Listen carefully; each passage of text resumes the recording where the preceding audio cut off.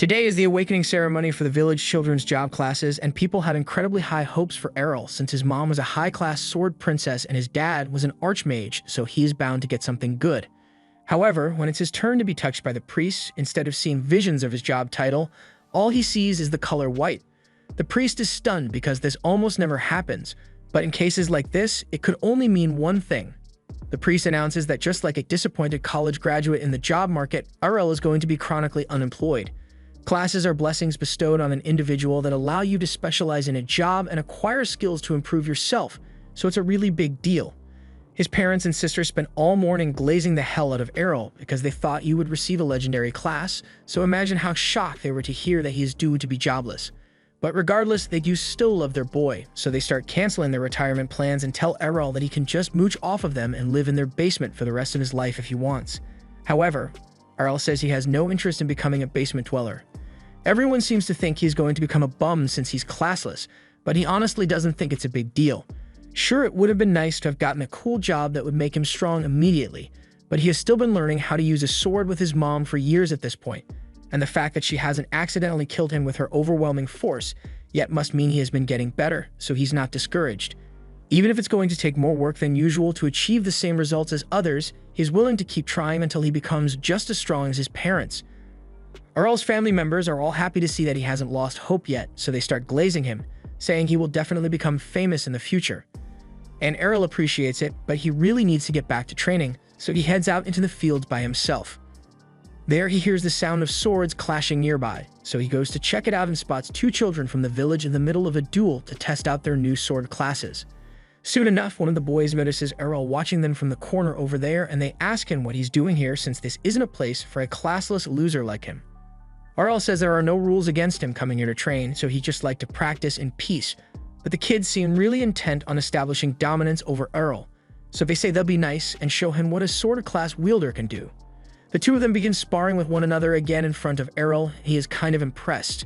Don't get me wrong, their technique is laughable at best, but Errol does think it's intriguing how effective sword skills really are. The first skill anyone with a sword class receives is called basic swordsmanship, and it allows you to swing a sword decently well even if you've never held one in your life, which is clearly the case for these two. He thinks he might actually be able to get some good practice if he goes up against them, so he interrupts and says he'd like to have a duel with them. The kids are offended by the fact that Errol thinks he would stand a chance against them even though he's classless, so they'd agree to the match, but just to make sure, the first kid asks Errol if he has his divine protection. A divine protection is a blessing that everyone in this world is born with, and it basically creates a shield around your body to absorb damage up to a certain extent. Errol informs them that he does have a divine protection, and the boys are relieved to hear that since it means they don't have to worry about accidentally killing Errol during their duel. The first one steps up and charges at Errol, fully expecting to overwhelm him with his initial strike, but to his surprise, Errol is actually holding his ground really well. No matter what he does, he can't find a single weakness in Errol's technique to exploit. He signals for his friend to come over so they can jump Errol, but he sees it coming and jumps out of the way in time. Mostly because the second kid was yelling during his sneak attack. The swordsman class may have given them decent sword skills, but it can't do anything about plain old stupidity, so these two wouldn't be able to come up with a decent attack plan even if their lives depended on it. Either way, he thinks this is a great opportunity to challenge himself by fighting two opponents at once, so he charges towards them, but within seconds he has already knocked them out, and it wasn't as hard as he thought it would be. Any reasonable person would have admitted defeat here, but the boys say they haven't lost yet because, nah, that one didn't count. Just then, a red-haired child shows up, and he tells the two of them to stop whining because on a real battlefield, there are no second chances. Red hair seems to be pretty well known since the boy don't bother arguing with him, and as he walks up to Errol, he tells him that his skill with a sword is remarkable for a classless bum like him. But the only reason he won that match was because he was up against those weaklings, so now Red Hair wants to fight Errol to prove that he is superior. The boys inform Errol that Red Hair is the son of Captain Evans, the village's head guard, and Errol happens to know Evans since he used to show up at their house every so often to ask Errol's mom to help him hunt demons. But to be honest, Red Hair looks nothing like Evans, so Errol briefly considers calling him adopted, but he doesn't want to make him any angrier than he already is. Redhead is only doing this because he thinks his father is the greatest, but everyone else in the village says Errol's mom is stronger, which is true by the way, but Redhead can't accept that. He wants to make it clear that he isn't lazy like those two over there. He awakened his sword skills a year ago and has never skipped a single day of training, So even though he is young, he has already attained some intermediate level sword skills. He believes the skills of parents are inherited by their children, so he is here to prove once and for all that his dad is the best by beating Errol. But Errol calls him out on his BS, because none of what he said made any sense. He's obviously just angry that Errol's mom can beat up his dad, and he's trying to take it out on him, but Errol is always down for a good challenge, so he accepts the duel. The duel begins shortly after, and the two start clashing blades with incredible speed. The other two boys watch on from the sidelines, and they are astonished by the fact that Errol is able to keep up with an intermediate swordsman like Redhead. After fighting for a few minutes, Errol can tell that Redhead is a lot stronger than the other two, but his anger is clouding his judgment, so after one wide swing, Redhead is left completely open, and he plans to take full advantage of that. He closes the distance and aims for Redhead's neck, but at the last second, Redhead uses one of his skills to counter. Errol manages to block the initial strike, but the second slash hits him in the gut and sends him flying into a brick wall. Redhead is surprised that Errol actually managed to block one of the slashes at such close range, but he still got hit in the end, so it's Redhead's victory. Errol asks for an explanation, so Redhead tells him that what he just used was called Twin Blade, and it is an attack skill that allows him to perform 2 strikes in one swing. He admits that Errol is way better than he thought he would be, and he respects him for it. But there's no way someone who is classless like him would ever be able to defend against a sword skill like that. However, Errol takes that as a personal challenge and swears he will find a way to overcome it. A few days later, Errol's sister comes into his room to wake him up, but he really isn't much of a morning person, so he just ignores her and goes back to sleep. However, Astaire then threatens to kiss him if he doesn't wake up, and that's enough to get him out of bed. They both head to the kitchen to grab some breakfast, and Astaire is still trying to kiss Errol, but his mom doesn't seem to mind since it's not incest if you're not blood related. However, in this case, those two really are blood related, so this is definitely incest. Once everyone has had their meal, Astaire asks Errol if he plans to go to his special training session again today, and he confirms it, but she doesn't understand why he has been pushing himself so hard lately. She tells him he should take a break every once in a while, but Errol doesn't plan on resting until he has become the best, so once he's done with breakfast, he heads out to continue his training. Astaire is starting to get really worried about him since he's been coming home late every day since he got beaten up at the training grounds, but Farah is sure that Errol is capable of taking care of himself, so there's no need for them to worry. She takes Astaire out back and shows her a chest full of broken swords. These are all the blades that Errol has been using to train, and you can tell by how worn out they all are that Errol is putting a lot of effort into getting stronger, so they should let him work as hard as he wants to. Meanwhile, out in the forest, Errol is using a tree to test out his new move since he thinks he has finally perfected it. He had to let the redhead hit him with it a lot so he could figure out how it works, but he eventually got it down, so he can use Twin Blade Slash at will now. All this while, a goblin has been watching Errol from the bushes, and even though it just saw what Errol is capable of, it uses the logic of my ranked teammates and decides to attack him alone. Errol spots the goblin and easily slashes it across the chest before its body could even hit the ground. Just then, Errol hears the growl of a large monster somewhere else in the forest, and it sounds pretty big, so he's about to retreat to call for backup. But just as he is about to leave, he hears the voice of a kid being attacked by the monster. He doesn't have time to call for help anymore since it might be too late to save the kid by the time he returns, so instead he charges forward to handle it himself. He eventually arrives at the spot where he heard the screaming, and he finds Redhead pinned up against a tree by a hobgoblin. He is severely injured, so Errol needs to save him, but he can't rush in carelessly since the hobgoblin is still a major threat. He patiently waits while the monster closes in on Redhead, and just as it's about to finish him off, Errol sees an opening, so he hits it with a twin-bladed slash, killing it instantly. Redhead is still badly injured, so Errol shares some of his standard issue holy water with him so he can recover. He feels a lot better now and thanks Errol for sharing his holy water, but now that that's out of the way, he demands to know how the hell Errol managed to do that. Twin and Slash is a complex move that can only be achieved by using a skill.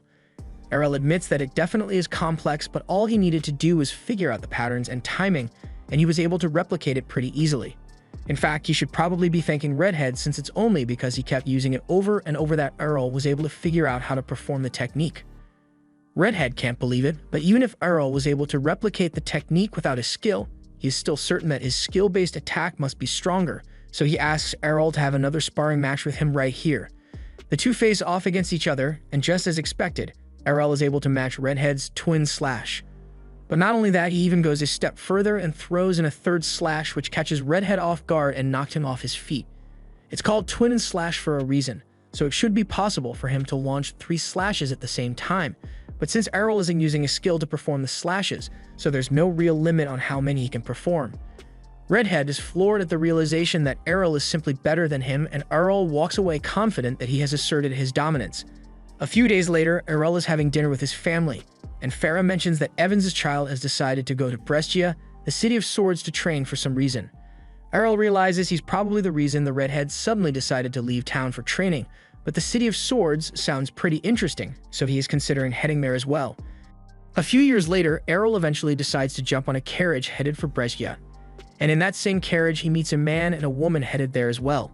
The man is a barbarian and the woman is a dual sword wielder, so she asks the man to team up with her, but he immediately declines since he hates working with people who fight with flashy clothes on. The woman gets offended and tells the man that her class is focused on speed and evasion, so there's no reason for her to bother getting any heavy armor. Plus, this dress comes in handy since most of her opponents would be too busy staring at her opai to fight properly. The two are about to launch into a full-blown argument over this, but all of a sudden, the driver interrupts to tell them they both have amazing advanced classes, and he'd really appreciate it if they could put those classes to use right now, because they are in a bit of trouble. The two look forward and realize that the path is being blocked by a horde of orcs, and there's no way to get around them.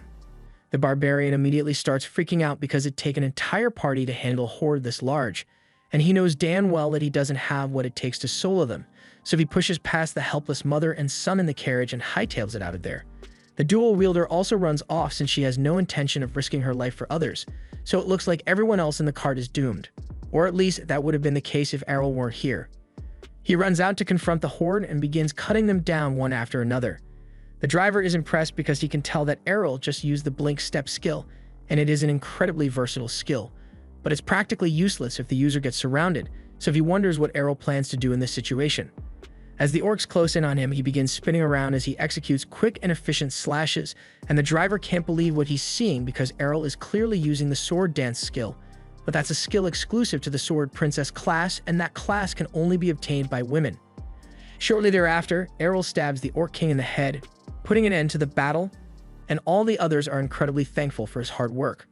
Once he returns, the kid in the back asks Errol what class he has because his skills are amazing, but everyone is shocked to find out that he doesn't have one. 5 years ago, after Errol first learned how to use the Twin Blade skill, his mother had trouble believing what she saw at first.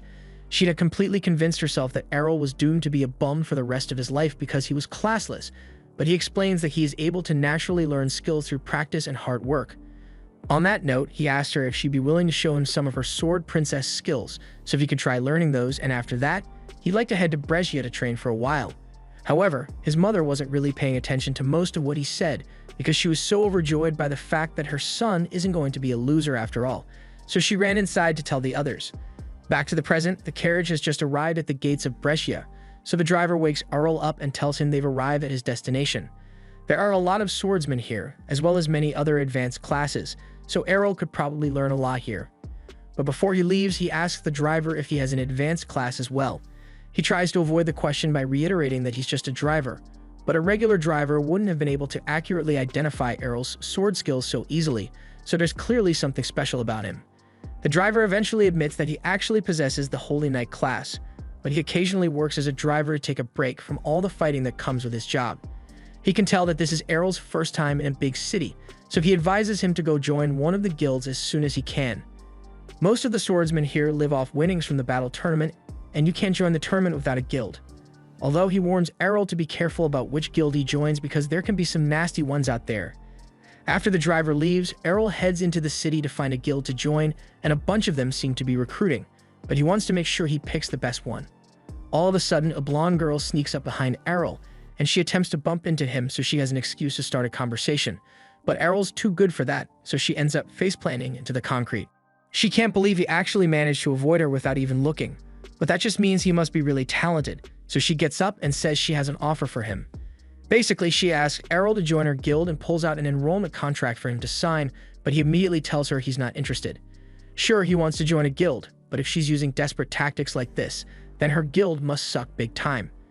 Errol was completely right about the girl's guild, but she still wants him to join, so she offers to go on a date with him if he agrees to join, but Errol tells her she's just as flat as his sister, so he has no interest in going out on a date with her. He then gets ready to leave, but before he does, he asks her if she can point him in the direction of a guild that's actually good. The girl can't believe Errol is really asking her for directions after calling her guild trash, but she's a nice person, so she tells him the best guild around here is the Black Blade Guild, and their building is over there. Errol follows her directions and eventually finds the Black Blade Guild office, but there's a long line up front of people who want to join, so he's going to have to wait a while. Once it's his turn, the clerk tells him that he will need to register for an aptitude test to join, and to take the test, he needs to have an advanced class. However, when Errol tells him that he is classless, the clerk practically bursts out in laughter and tells his bum to get out of line because he's never going to be allowed to take the test as a classless loser.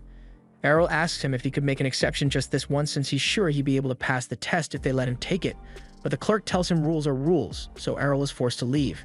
He then proceeds to attempt to apply to every guild in the city, and unfortunately, the advanced skill of lying to the recruiter doesn't work here since as soon as they checked his card and found out he was classless, they all rejected him. It's clear that no guild is going to accept Errol at this rate, but then he recalls that his mom wrote him a recommendation letter before he left. She told him that if he took it to her former guild, then they'd definitely let him join, so Errol decides to start searching for the place. Just then, Lilia comes up to him again and asks if he's willing to join her guild now, but Errol still has no interest in working with her. She begs him to reconsider since her guild is on the verge of being disbanded since they don't have enough members, but Errol says that's not his problem. Lilia is getting really desperate here, so she gets down on the ground and starts begging Errol to just join. She even offers to lick the dirt off his boots if he agrees to it. But by the time she looks up, Errol is already gone, and the crowd of people nearby is laughing at her pitiful display. Errol has been walking for a while now, and he should be close to his mom's old guild by now, but he's not sure which building it is. Just then, Lily shows up again and asks Errol to at least come visit her guild since it's really close by. In fact, she can see it from here, so she points over at the building, and Errol is surprised because it actually looks pretty nice. He asks why Lilia is so desperate to get new members if the guild is so well established, and essentially, Lilia's guild used to be famous, but a lot of stuff happened, and now it's a shell of its former glory. In fact, they are pretty much the weakest out of all the guilds right now, but she assures Errol that the Dragon Fang Guild will rise to the top again. Errol is shocked to find out that Lilia's guild is called Dragon Fang, because that's also the name of his mom's former guild, so this is a huge coincidence. He is no longer opposed to listening to Lilia's proposal, so he follows her inside and she leads him to the waiting room so they can discuss things. However, her dad happens to be in here, and he's an absolute mess right now. He notices that Lilia brought another newbie to sign up, but he tells Errol that he shouldn't waste his time here because this guild is done for. He then walks out before Lilia has a chance to say anything to him, so she explains to Errol that her dad used to be one of the top 2 swordsmen in Brescia, but he hasn't been the same since the day he lost his arm. She is sure that seeing the guild leader in such a pitiful state must have made Errol lose faith in the Dragon Fang Guild, but to her surprise, Errol says he'd still like to join. She asks him if he's sure he really wants to join them, but it's not like any other guild would accept him, so this is his only option. That's good enough for Lilia, so she pulls out the enrollment contract and gives it to Errol so he can sign.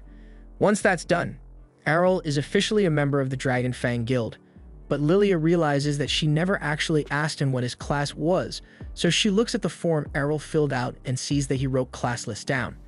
At first, she thinks Errol must be joking, so she asks him to take this a little more seriously, but he tells her he is being dead serious and even shows her his ID as proof. Lilia goes silent after realizing that Errol really is classless, and then she proceeds to threaten to beat him up unless he rescinds his contract right now. Errol calmly asks her why, but it's common sense that no guild would want a classless nobody among their ranks. She was so happy to have finally found a new member for the guild, but if Errol really is classless, then he's going to be useless in the tournament. So what's she going to do? Just then, the guild's other member, Lena, happens to walk in and Lilia goes crying to her about how the new guy turned out to be classless, but as soon as she hears the word classless, she knows exactly who Lilia must be talking about. She asks Errol what he's doing here, but Errol says he doesn't have to explain himself to a stranger. Lena can't believe Errol doesn't remember her after all that time they spent training together in the village, but he still insists that he has never met her before because he would remember training with someone as beautiful as her. Lena gets flustered by Errol calling her beautiful, but now that he thinks about it, he does recall training with someone who had the same red hair as Lena, but that was Captain Evans' son.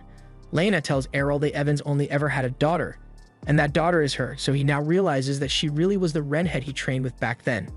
He apologizes for not recognizing her, but in his defense, she looks really different now, And as he says this, he is making direct eye contact with her oppai. She has been training here for the past 5 years to make sure she'd never lose to Earl again, and since he's here, she challenges him to a friendly match so she can show him how much she has grown. Errol is always ready for a fight, so the two head to the training center, and as the match begins, Lena launches a twin blade slash at him. Errol attempts to counter with a twin slash of his own, but as the slashes collide, Lena's attack still manages to hit him.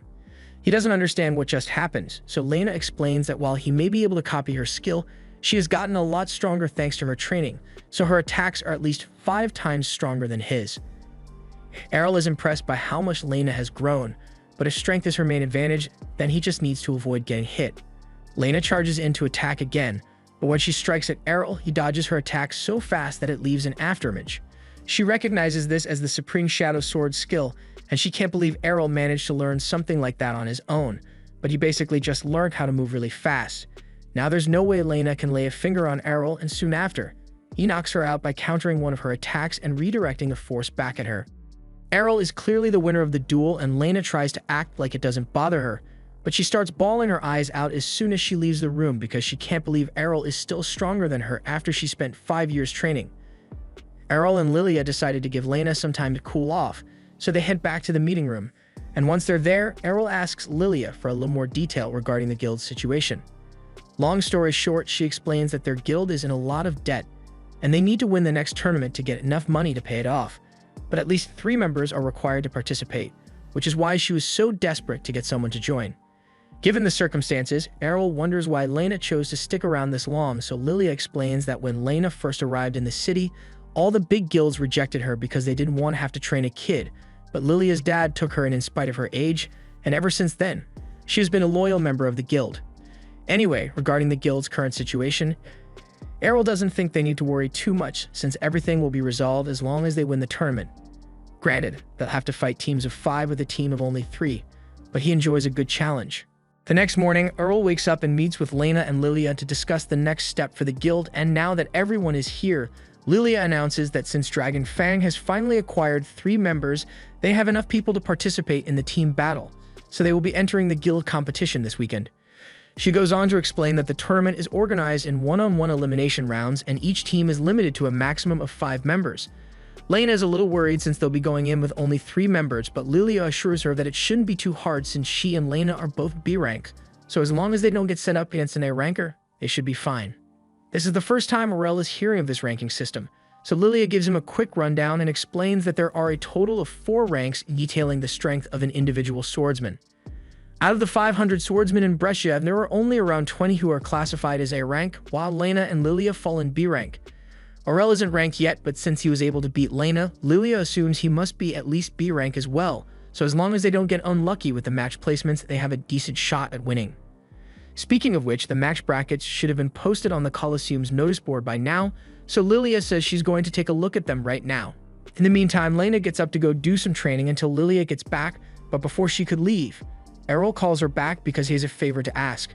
First of all, since she's a power bladesman, he asks if she has any other skills aside from simple brute strength, and she responds, telling him that she has a skill called Guts, which essentially makes her divine protection last longer than usual. Aurel gives it some serious thought and comes to the conclusion that the Guts skill would be an incredible asset to him in battle, so he goes up to Lena and asks her to hit him over and over. Lena starts blushing and asks if they can try something a little more normal since she thinks Aurel is asking to do something really kinky, but he says she's misunderstanding him. The reason he wants her to hit him is because he assumes the Guts skill is just an ability that raises your endurance, so the best way for him to reproduce it would be by learning to take hits without using his divine protection. Lena is shocked when she hears Errol's plan and calls him crazy because everyone knows skills are blessings from the goddess that are dependent on your class, but Errol reminds her that she has already seen him recreate the Twin Blade and Shadow skills, so who's to say he can't replicate the Guts skill as well? To prove it, he asks her to hand over her sword for a second, and she agrees to give it to him. But she doesn't understand what he intends to do with it, since this thing was custom made to be 5 times heavier than a regular sword, so there should be no way he could handle it without the brute strength skill. However, Aurel proves her wrong by effortlessly unsheathing and swinging the blade around. She asks how he's doing that, so he explains that while the brute strength skill does make you stronger than normal, so does dedicated training, and Aurel has been diligently working out for years now. Lena admits that she was wrong and agrees to help Aurel with his training, but she warns him that if he wants her to hit him, then she won't be holding back, and she doesn't want to hear any complaining afterwards. A few minutes later, Lily comes running home with some terrible news.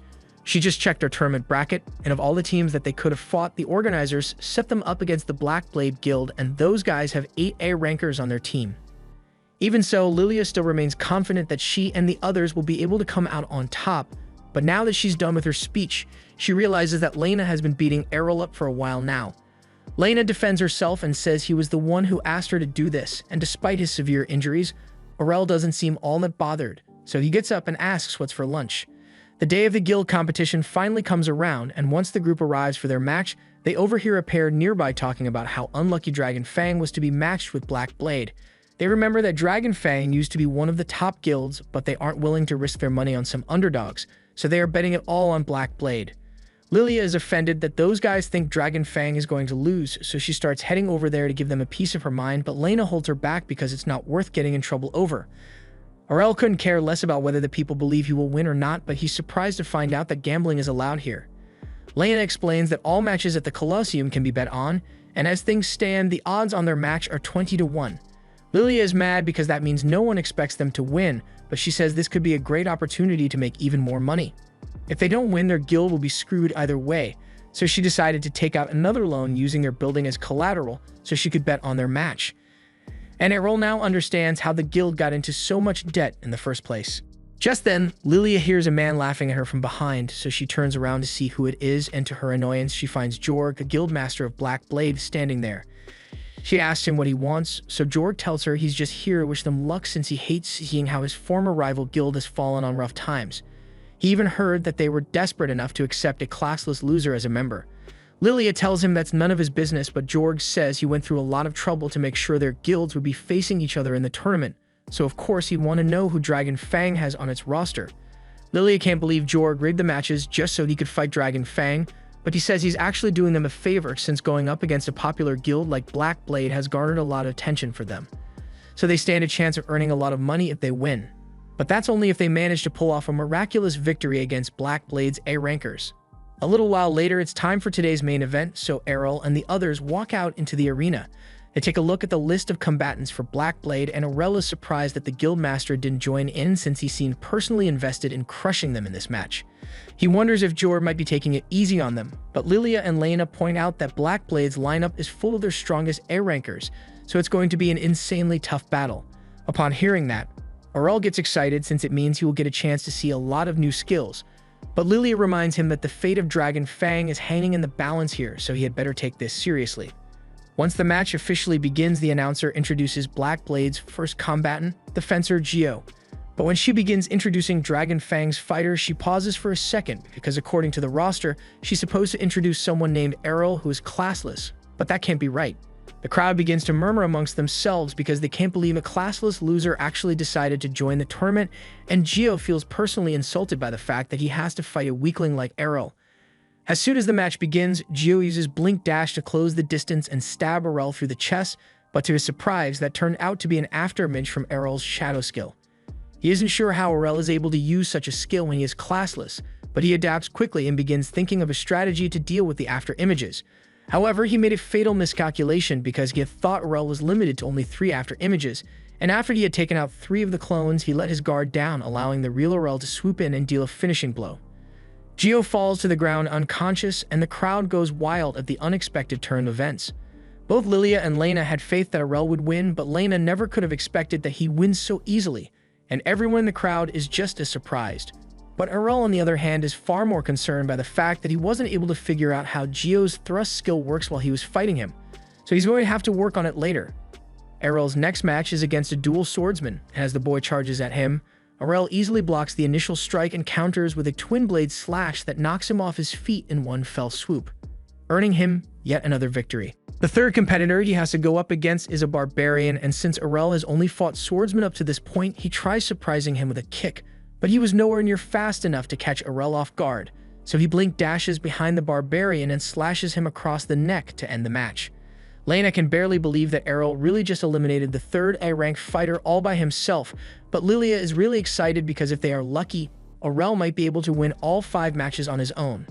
Lena tells Lilia that it sounds like she doesn't want to have to fight in the tournament at all, and it sounds like that because it's true. She knows damn well that if she were in Errol's position, she would have been defeated in less than a minute. There's no way she could handle a one-on-one fight with an A ranker, which is why she's focusing all her energy on cheering for Errol like her life depends on it. In Errol's next match, she's up against a shield bearer and he's having a hard time breaking through this guy's defenses, but he's still outpacing him. The shield bearer is angry because he thinks Errol has been lying about being classless, since there's no way he could have beaten the other three so easily without a class. Errol says his victories have been a result of his tremendous effort, but the shield bearer thinks that sounds stupid because everyone knows effort can never overcome the power of classes. However, Errol points out that if what he said was true, then he wouldn't be getting his ass handed to him by a teenager. The shield bearer charges at Errol and tries to use his shield bash skill to knock him over, but he sees it coming and counters with a kick, knocking the shield right out of the shield bearer's hand. The shield bearer is freaked out because he says he recognizes that kick, and Errol tells him that it's probably because he copied it from the barbarian he fought in the last round, although he still hasn't quite gotten the hang of it. So while he's talking, he adjusts his footing and attempts another kick, striking the shield bearer in the side. The shield bearer doesn't understand how this is possible, since there's no way he should be able to casually learn a skill like that. Errol admits that there are some skills that are really complex, and those take a lot of practice to master, but for some of the more basic ones, he can learn them after simply seeing someone use them. To demonstrate, he walks over to the shield on the ground and picks it up before knocking the shield bearer out with his very own shield bash attack. This is now his fourth victory, and it's clear that Errol is incredibly strong, but the crowd is starting to doubt that he is really classless. They all think he is faking it, so they start yelling for Errol to be disqualified. However, due to all the outrage, the organizers decide to take the liberty of contacting the Guild Association to get a copy of Errol's original class assessment. The announcer asks Errol if he is okay with her sharing his personal information with the crowd, and he says he's fine with it if it will get everyone to calm down. She then proceeds to display Errol's assessment card for all to see, and plain as day, it says Errol is classless, so everyone agrees that he isn't faking it. Lilia says that if she had known Errol was this strong, then she would have pawned off a bunch of her dad's treasures to place an even larger bet. Lena is starting to become concerned about Lilia's gambling problem, but she admits that Errol's strength is greater than anything she could have imagined. The final Black Blade combatant is called up on the stage, and Errol can immediately tell that this guy is a cut above the rest, so he needs to be cautious. Masamune is impressed that Errol could sense the danger and chose to keep his distance, because he planned to lure him into striking range and finish him off in an instant with his ultimate move. As soon as Errol hears the word ultimate move, he decides that it's worth the risk after all, so he starts approaching Masamune's striking range. The second he gets close enough, Masamune unsheathes his sword and performs his lightning speed strike, but just when he thought his sword had connected with Errol's neck, he vanishes.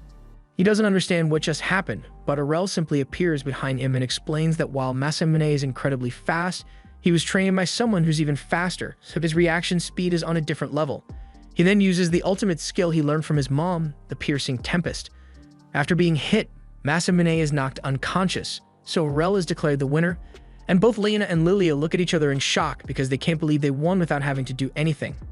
As Errol walks off stage, Lilia jumps at him for a big hug, but he instinctively steps out of the way since his sister used to give him surprise hugs all the time. He then turns and sees Lena with her arms wide open for a hug, but then she realizes what she's doing, so she turns away in embarrassment and apologizes for getting carried away. Errol says he actually would have been fine with hugging Lena, but he wishes she had taken her armor off first so he could enjoy the soft comfort. Meanwhile, from the stands, Jord watches as Errol and the others celebrate their victory, and he vows to make him pay for this humiliating loss. That night, they all return to their guild to celebrate Errol carrying them to victory, and Lilia is still trying to convince him to marry her so she can mooch off his talent for the rest of her life, but he says if he were going to marry anyone, it would be Lena. Lena shoots up from her seat and tells Errol to stop making fun of her because there's no way he actually means it. Errol asks why she would think he is lying, so she explains that most guys often mistake her for a guy who only cares about swinging a sword, and Errol admits that he made the same mistake when he first met her. She is sure that Errol wouldn't want to marry someone with no womanly charm like her, but Errol is staring at two very compelling pieces of charm right now. In any case, Lena says she's focusing on becoming the world's greatest swordswoman so she doesn't have time to spend on romance, and Lilia is relieved to hear that since it means she won't be competing for Errol's attention. She begins rubbing Errol's leg and offers to give him a special massage as thanks for all the hard work he put in today, but Errol turns her down and asks Lena to do it for him instead. However, instead of a regular massage, he says he wants her to start bashing him with her sword like last time. Lena asks if he's really sure about this since she's starting to feel bad about hitting him so much, but he says this is the only way he can learn the gut skill, and Lena is the most skilled and trustworthy person he knows, so she's the only one he can ask to do this. Just then, Lilia's dad comes downstairs to see what all the commotion is, and at first he thinks Lena is taking her frustration out on Errol because they lost this afternoon's tournament, but to his surprise, Lilia tells him they actually won their match against Black Blade and she made enough money to cover their debt and keep the guild operational. Her dad can't believe it and asks if Black Blade made a mistake and sent a bunch of rookies to fight them, but she informs him that they actually sent out their strongest fighters and Aurel still managed to beat them all on his own. Lilia's dad is in shock because he didn't think Aurel would be so strong, but he refuses to show even a hint of optimism and says it's only a matter of time before he ditches them for a better guild. Lilia says that's not going to happen because she's going to marry Errol, but Errol interjects and says he never agreed to any marriage proposal. Lilia's dad continues talking about how it is pointless to try and save the guild, but Aurel is getting sick of all the negativity, so he tells Lilia's dad to shut up because at least Lilia is trying to do something with her life, unlike her sorry excuse for a father. He's always so busy bitching about the fact that he only has one arm now. The last time Errol checked, you only need one hand to hold a sword. That last statement gets Lilia's dad riled up, so he grabs Aurel by the collar and tells him he doesn't know what he's talking about since all the dual swordsman skills he once had are practically useless with only one blade. But as someone who had to learn to fight with absolutely zero skills, Errol tells him to just get good already. Lilia's dad has no comeback for that, so he lets Errol go and storms out of the training hall. Lilia apologizes for her father's behavior and she thanks Aurel for standing up to him because she thinks his words might have gotten through to Rod a bit. Lena hopes it will encourage him to start training again since she knows he is an amazing person at heart, and Errol says he would love to see Rod training since there are a lot of skills he would want to learn from a dual swordsman. Since Errol seems really interested in learning new skills, Lilia suggests taking a trip down to the dungeon beneath the city. She says it's a place full of traps and swarming with monsters, so Aurel is excited to check it out and Lena wants to go too since she needs to get some real battle experience under her belt in preparation for the Sword God tournament. Errol asks her what the Sword God tournament is supposed to be, so she explains that it's similar to the tournament they just fought in. But this one determines the strongest swordsman in the entire city, so it's a really big deal. Lilia assumes Aurel will want to participate, so she takes out a form and tells him to sign on the dotted line, but Aurel takes one look at it and rips the papers up because Lilia was trying to trick him into signing a marriage certificate. Lilia tries to play it off as a harmless prank, but Aurel isn't letting that slide, so he puts her in a headlock and refuses to let her go until she apologizes. Meanwhile, a woman in a dark robe has been spying on them through a crystal ball on Jorg's orders because he is holding a grudge. He soon comes over to ask if she has figured out where they are heading, so she informs him that they are apparently going to the dungeon soon, and Jorg thinks this is perfect, since no one would suspect him if an unfortunate accident were to occur while the kids are in there. The next morning, Lilia sneaks into Aurel's room in a nightgown in an attempt to seduce him, but Aurel has dealt with this from his sister enough times to sense when someone is invading his personal space, so he wakes up and grabs Lilia by the head as hard as he can. Lilia starts begging for mercy, so Errol lets her go, but he's not taking any chances, so he grabs the bed sheets and ties her to his bed frame. He then heads over to Lena's room to ask her for help talking some sense into Lilia. He knocks on the door and he hears Lena tell him to come in, but when he enters, he finds her fast asleep in bed. It turns out that she's a heavy sleep talker and she's imagining Errol's voice as her father's, and she looks really cute right now, so he plays along and pats her on the head. Later that day, the group heads over to the dungeon, and Aurel is surprised that this is what it looks like since he was expecting more of a cave-like entrance. He's also shocked that there are so many people here, but Lena explains that it's because the Sword God tournament is approaching and everyone wants to practice as much as possible before the big day. Once they arrive inside, Lilia shows Aurel the teleportation circle and explains that it allows people to instantly teleport to any floor they have been to before. However, since Aurel has never been in the dungeon, he's going to have to work his way down from floor 1, but Lilia tells him he doesn't need to worry because she will show him the quickest way to get down to the lower floors. And while she's doing that, Lena can go do whatever she wants somewhere else. Lena says she wants to come as well, but Lilia says there's no need for Aurel to have 2 guides, so it would be an inefficient use of her time. She then starts leading Aurel over to the entrance, but then she mentions how excited she is to have fun with Errol once they are alone, so he immediately stops and tells Lena that he wants her to come too. Later on, the group faces their first real challenge, living armor. Aurel charges and first and clashes swords with one of the armor sets, and he's impressed by how fast it is for armor, but he's still way faster, so he is easily able to cut its head off. However, to Aurel's surprise, the armor continues moving even though it has been decapitated. Lena explains that the armor is empty and uses the magic of the dungeon to move so it doesn't have any actual weak spots. In that case, Errol figures that the best way to stop it would be to take out the armor's legs, so he runs off and slashes it in the kneecaps like it owes him money. Lena finishes taking care of her armor soon after, so the room is clear for now, but the armor will start regenerating sooner or later. Lilia then comes over, talking about how tough the fight was, but Errol points out that she literally didn't do anything to help. Lilia defends herself and says it's not her fault since Errol and Lena just took out all the armor sets before she got a chance to do anything. But come to think of it, Errol has literally never seen Lilia fight, so he doesn't even know what her class is. Lilia takes her sword out and tells him she's a fencer, so if he wants to learn any of her skills, she would be happy to teach him. But a fencer is technically just a downgraded version of his mother's sword princess class, so Errol says there's nothing Lilia can teach him. The group starts heading to the room's exit, but all of a sudden they run into a boy who looks severely injured. He tells them that he fell into a trap after entering a new room, and his teammates are still stuck there, so he needs help rescuing them. Lena immediately agrees to help him, but Lilia tells her to hold on for a moment.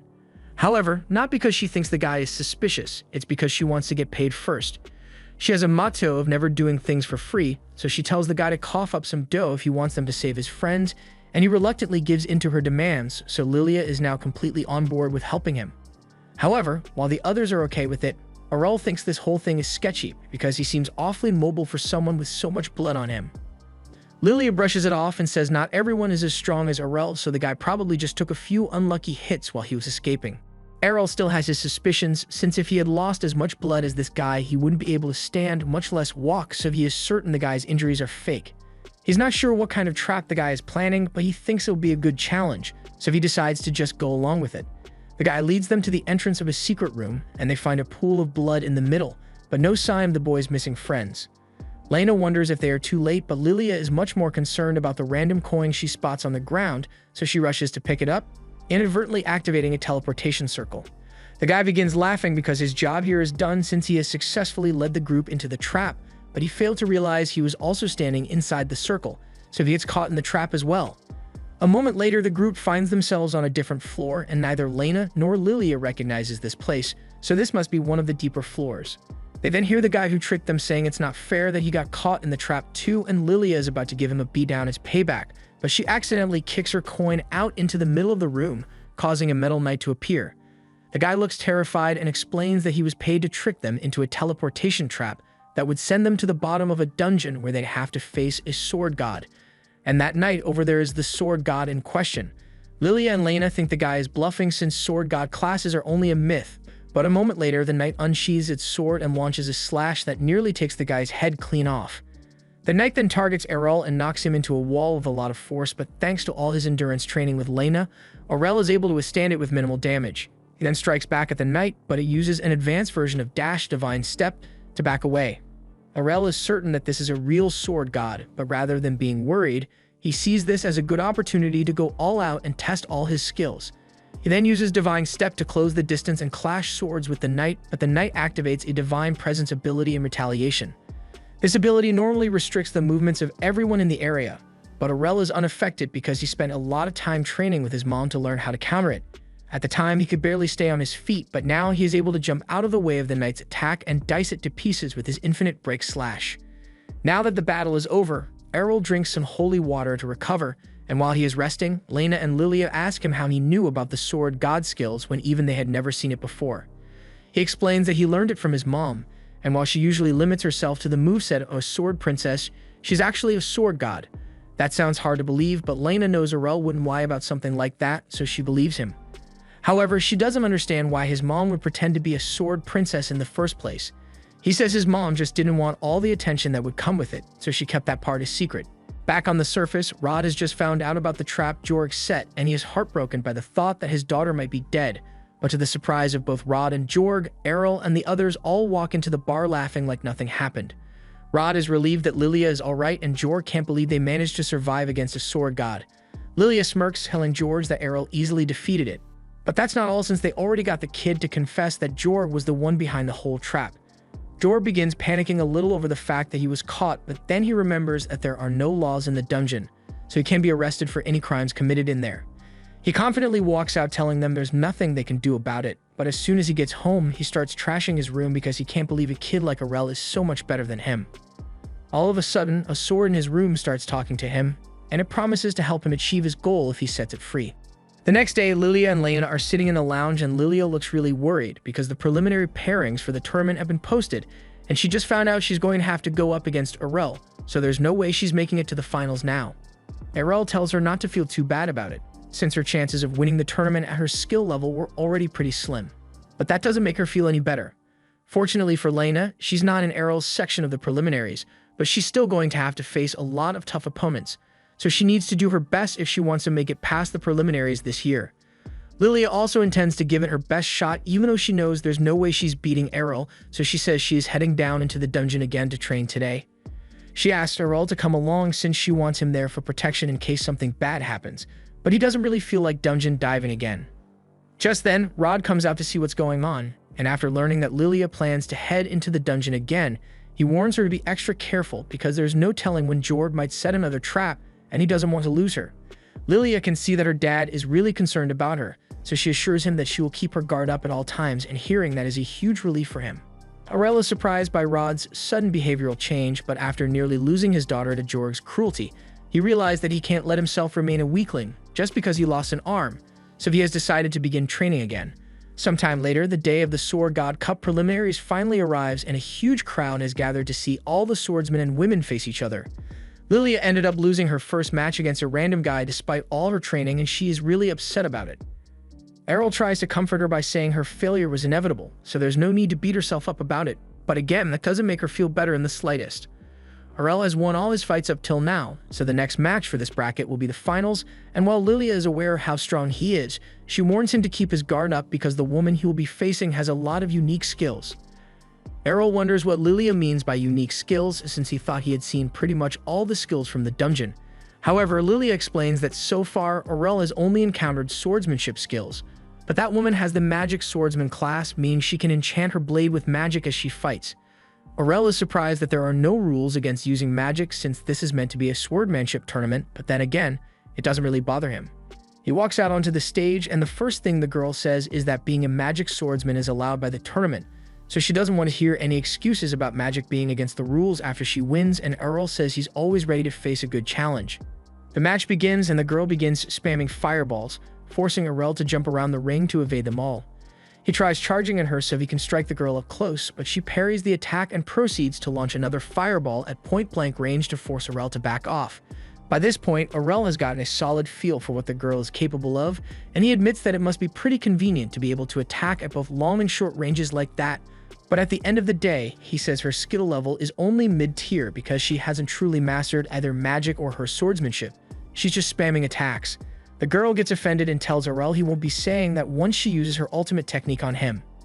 The girl then uses magic to engulf her sword in fire, and this gets Arel's attention since it's a rare sight. She begins launching waves of fire at Arel, and he is truly impressed because the erratic movements of the flames make it difficult to tell where the attacks are coming from. He tells her it is bound to be a spectacular skill when she masters it, but as of now, it's still so basic that he barely needs to move to deflect the flames.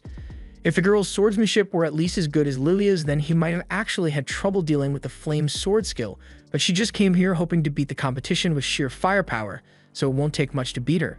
The girl grows enraged and says there's no way she could be defeated by a classless loser, but in the next moment, Arel uses Twin Blade Slash to put out her sword's fire, and he then dashes forward to knock her out.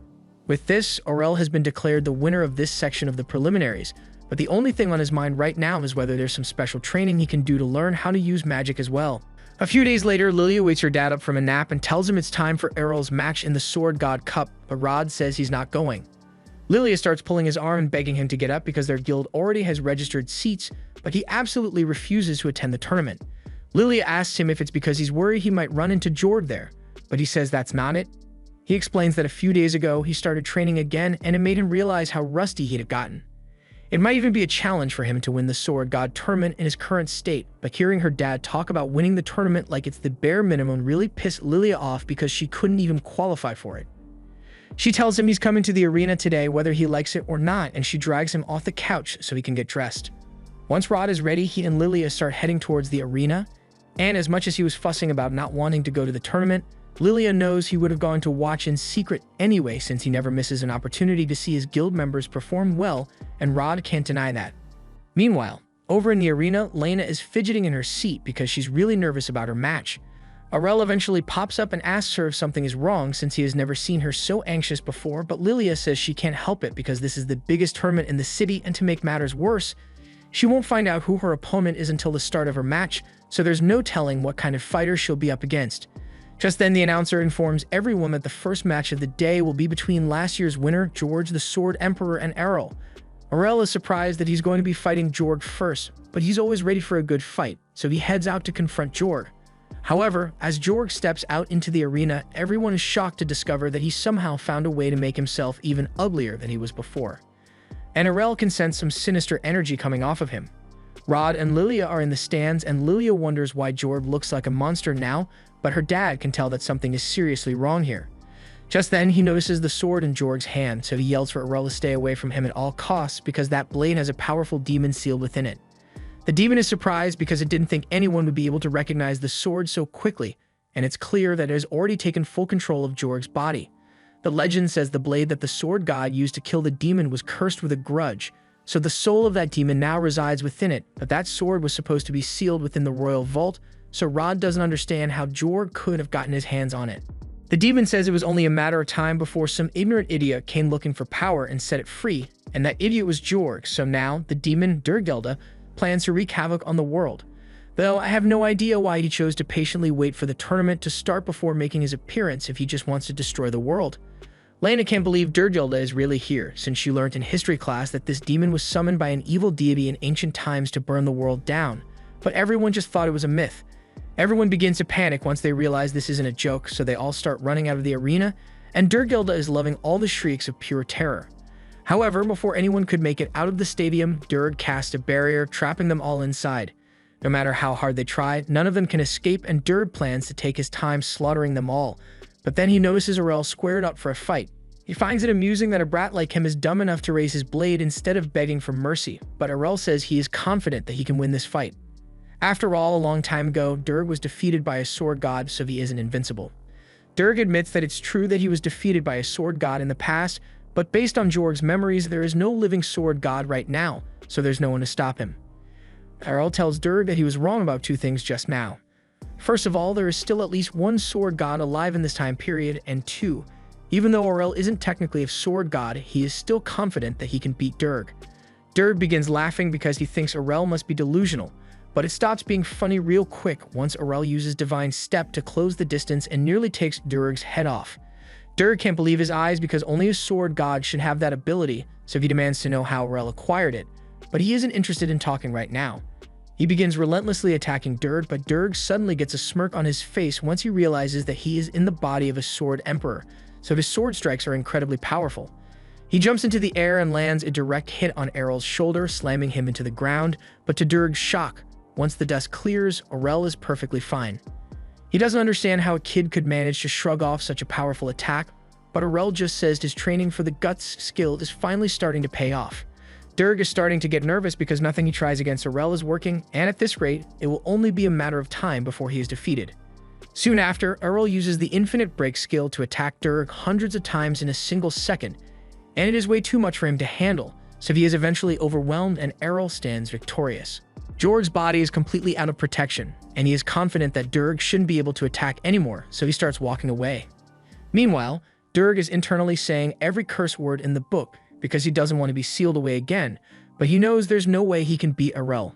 He comes to the conclusion that the best course of action here would be to get as far away from Aurel as possible, but to do that, he needs to find a new host whose body will be strong enough to escape. He briefly considers going for Lena, but Aurel is too close to her, so instead he decides to target Rod. All of a sudden, Aurel notices the demon's sword fly out of Jorg's hand in his direction, so he jumps in front of Lena to push her out of the way, but it then pulls up and hits the stands instead. By the time the smoke clears, Lilia is alright, but Durg is now holding the sword to her neck with Rod's body, and he demands that Aurel let him go or else his wife will be killed. Aurel bluntly replies that he never married Lilia, but Durg thinks he is bluffing because he has access to Rod's memories, and he can clearly remember all the times Lilia told Rod that she was going to make Aurel her husband.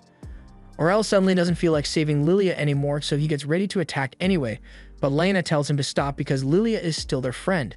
Aurel tells her there's no real reason to worry since he doesn't think Durg would be able to hurt Lilia in the first place, and Durg takes this as a challenge, so he prepares to slice Lilia's throat to prove how heartless he is, but for some reason his arms won't move. Rod is still conscious inside his body, and there's no way he would just stand by and watch as his daughter is murdered with his own hands, so he begins fighting to evict Durg from his body.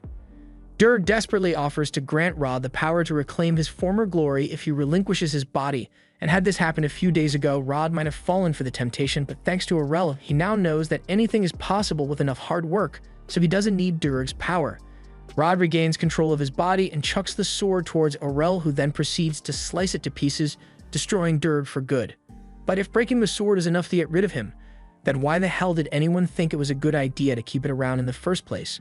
Later on, back at the guild, Rod has regained his passion for swordsmanship. And with all the publicity Aurel brought to their guild, there are a lot of new applicants for him to train. As he is brutally beating them down, he yells that they need to stop relying on their skills so much and learn to defend themselves. But the students all beg him to have mercy because they can't take much more of this. Meanwhile, one of the students is hiding behind a wall nearby when Lilia happens to spot him. She asks why he's slacking off here when he and the others are supposed to be training, but he tells her Rod is way too intense, so he needed a break.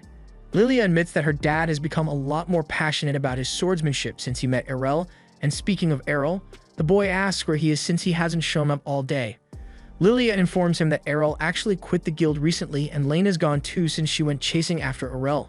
Lilia has been holding herself together so far, but she suddenly breaks out in tears because she doesn't think it's fair that Aurel left her behind. As for Aurel, right now he's on his way back to his hometown, and the driver is surprised to learn that Aurel was able to win the Sword God Cup during his short stay in the city.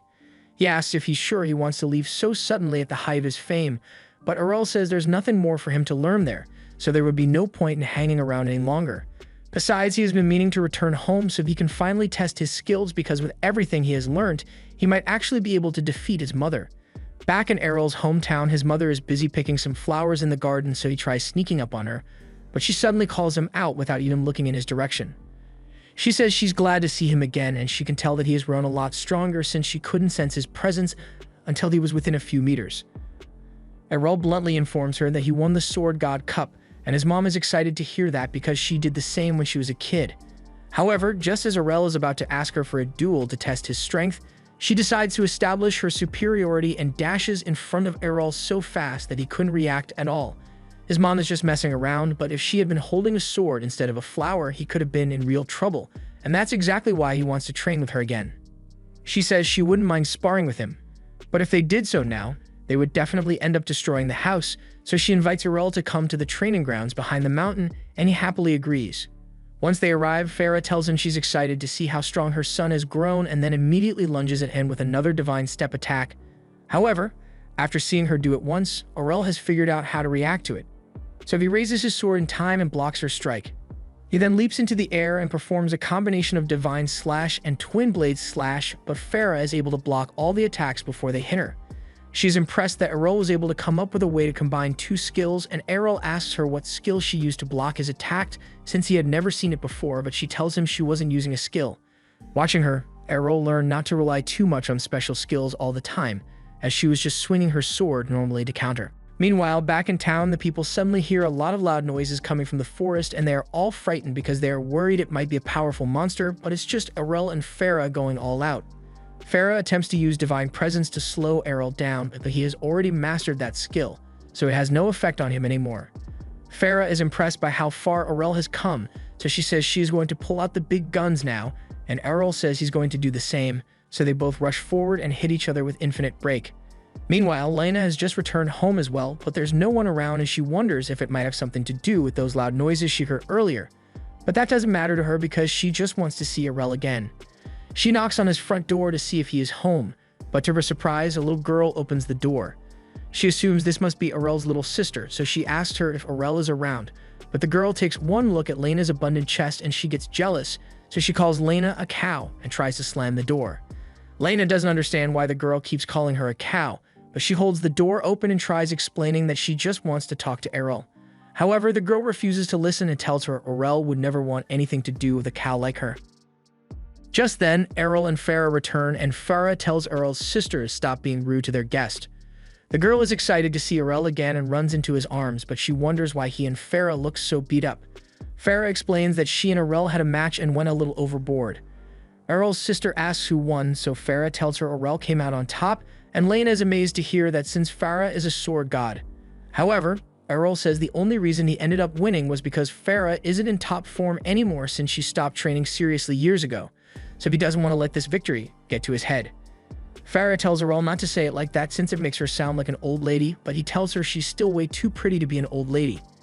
They'd all head inside and sit down at the table to talk, and Farah would like to ask about all the adventures Errol had in the Sword City, but she's much more interested in hearing about how Errol and Lena met since she loves romance stories. Errol explains that he and Lena lived together while he was in the Sword City, and Farah's face lights up with excitement after hearing that, but Lena clarifies that they were just members of the same guild, so there was no inappropriate behavior between them. Errol asks Lena why she came to visit him all of a sudden, and she says she wanted to ask him why he suddenly abandoned the guild like that. Errol is confused because he's sure he submitted an official resignation letter behind before leaving, so it's not like he left without giving the guild notice, but that's not what Lena is talking about. She tells him he could have at least said goodbye in person before leaving, but Errol didn't put much thought into it. Farah interrupts and says she's glad Errol has a friend who cares about him enough to come all this way just to visit, but Lena tells her this is actually her hometown too, so she would have come back anyway. And checking on Errol wasn't the only reason she wanted to come here, so she turns to Farah and asks if she would be willing to accept her as a disciple. Farah wasn't expecting to hear a request like that, but before she could give Lena an answer, someone suddenly walks in the front door, and she recognizes the voice as that of Evans. Evans enters the room looking for Farah, and he tells her he needs her help with an emergency because there was a terrifying sound coming from behind the mountain a little while ago, and they need to prepare in case it's a monster.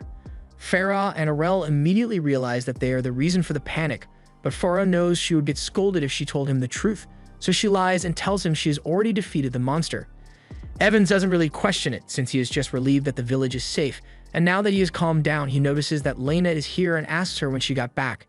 Farah didn't recognize Lena at first since she looks a lot different from how she was as a kid, but now that she looks closely, Lena does look a lot like Evans' late wife. Evans asks why Lena is at Farah's house, so Farah explains that Lena just asked to learn everything there is to know about being a good wife for Errol.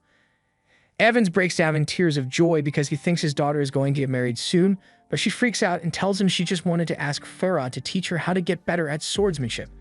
Farah insists that there will be time for both swordsmanship and wife lessons, but when Lena turns to Evans to ask him to talk some sense into Farah, to her surprise, he seems like he's all for it. After his wife died, he was worried about Lena's future because the only thing he knew how to teach her was swordsmanship, so he would be overjoyed for Farah to teach her some housekeeping skills, and Farah assures him that he can trust her to take care of Lena. Evans is grateful to hear that, so he says he is going to return to his duties now, and he will be leaving Lena in Farah's care, so he tells her to do her best. And Lena is left wondering how things turned out like this. This entire time, Errol's dad has been busy in his study working on his magic research, but he's not surprised when Errol walks in because he overheard the entire commotion earlier. Errol asks how Liam's research has been going, and he is happy to announce that he is really close to a breakthrough. It might even become an ultimate technique if his hypothesis is correct.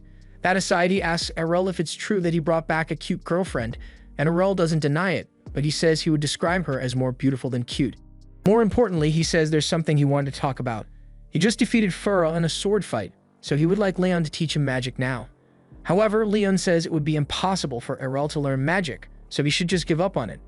While that's going on, Farah is in the kitchen with Lena, trying to teach her how to cook, and Lena agrees to give it her best shot, but she has literally no experience with anything other than a sword, so she ends up smashing the table to bits. Lena apologizes for the trouble she caused, but Farah says it's fine since it just means she will have to start from the basics. A little while later, Errol and Leon finish fixing up the table, but while Errol is putting away the tools, he asks why Leon didn't just use magic to fix the table. Leon says Farah likes it when he does things by hand, but since Errol wants to see him use some magic, he picks up Mira's broken mug and casts a rebuild spell on it to put it back together. While he and Errol are putting the materials away, he tells Errol that he really shouldn't get his hopes up when it comes to magic. He has proven that even someone born with no class could learn to use a sword, but using magic requires you to have a large mana pool, and that's not something training can improve. Errol admits that it would be impossible for him to use magic without having a large mana pool, but he asks if it would work as long as he had mana. Leon says he could probably learn spells even without a mage class as long as he has mana, but he doesn't think it's likely that Aurel has magic in his body, since if he did, he would have accidentally cast at least some form of magic by now. However, Aurel says he is sure he has magic in his body because back in the Sword City, while he was training with Lena, he was burning through a lot of the guild's holy water, so Lilia went into storage and found a bunch of mystery potions for Aurel to use instead. Lena told Aurel not to drink it since those might be poisonous, but he thought drinking poison might give him a poison-resistant skill, so he did it anyway. In the end, he said it turned out not to be poisonous, and he definitely felt it restored something in his body other than divine protection, so he believes it was mana. If what Aurel says is true, then his dad believes he might really be able to learn magic, so he agrees to teach him. He asks Aurel if he can still feel the sensation of mana inside his body, and after he confirms it, Leon asks him to try moving it around and condensing it into one point. Aurel gives it his best shot, and at first, nothing happens, but eventually, a faint blue light begins to glow in his hand. His father is ecstatic when he sees this because while the light may be small, it is proof that Aurel indeed possesses mana, even if it's only a small amount. Aurel begins feeling lightheaded because that little light apparently used up all the mana he had in his body, and his dad tells him he is going to have to work to increase the size of his mana pool before he can cast any spells, but working hard is what Aurel does best, so he should be able to do it in no time. The next day, Aurel heads to the item shop and dumps a pile of gold coins on the counter because he wants to buy all the mana potions they have in stock, and from then on he kept emptying and refilling his mana pool to increase its size. 6 months later, Aurel's mana pool has grown enough to allow him to maintain a ball of mana, and his dad congratulates him on a job well done. But there's still a lot of work to do because Aurel's current mana is only equivalent to that of a 10-year-old. He hands Aurel a piece of paper with magic text written on it, and he explains that normally with a mage class, the magic script for a particular spell would just pop into your head, but since Aurel doesn't have any skills, he's going to need to memorize the magic script for every spell he wants to cast. It's going to be difficult, so Leon suggests that Aurel could get some help learning the basics in the City of Magic, but he would need to train his mana to get to the baseline needed for entry first. 3 years go by, and Lena has become quite skilled at household skills thanks to Farah's guidance, so she's very grateful. Just then, Lena and Farah hear Mira crying, and a moment later, she walks into the kitchen with a note. She tells them that she went to Aurel's room earlier to wake him up, but when she got there, he was gone, and the only thing left was a note. Everyone takes a look at the note, and word for word, it says, "I'm going to the City of Magic, love Aurel." They can't believe Aurel would leave without at least saying goodbye to them properly, and Mira is especially hurt. Aurel did mention that he was interested in the City of Magic, so he was bound to leave eventually, but it still made Mira really upset, so Farah comforts her with a hug. Lena is also sad about Aurel leaving so abruptly, but she realizes she has no right to complain since she kind of did the same to her dad when she left for the City of Swords, but she had no idea how bad it felt to be ditched like this. Farah hugs Lena as well and tells her she had better not disappear on them as well, but Lena never had any intentions of leaving when there's still so much for her to learn from Farah.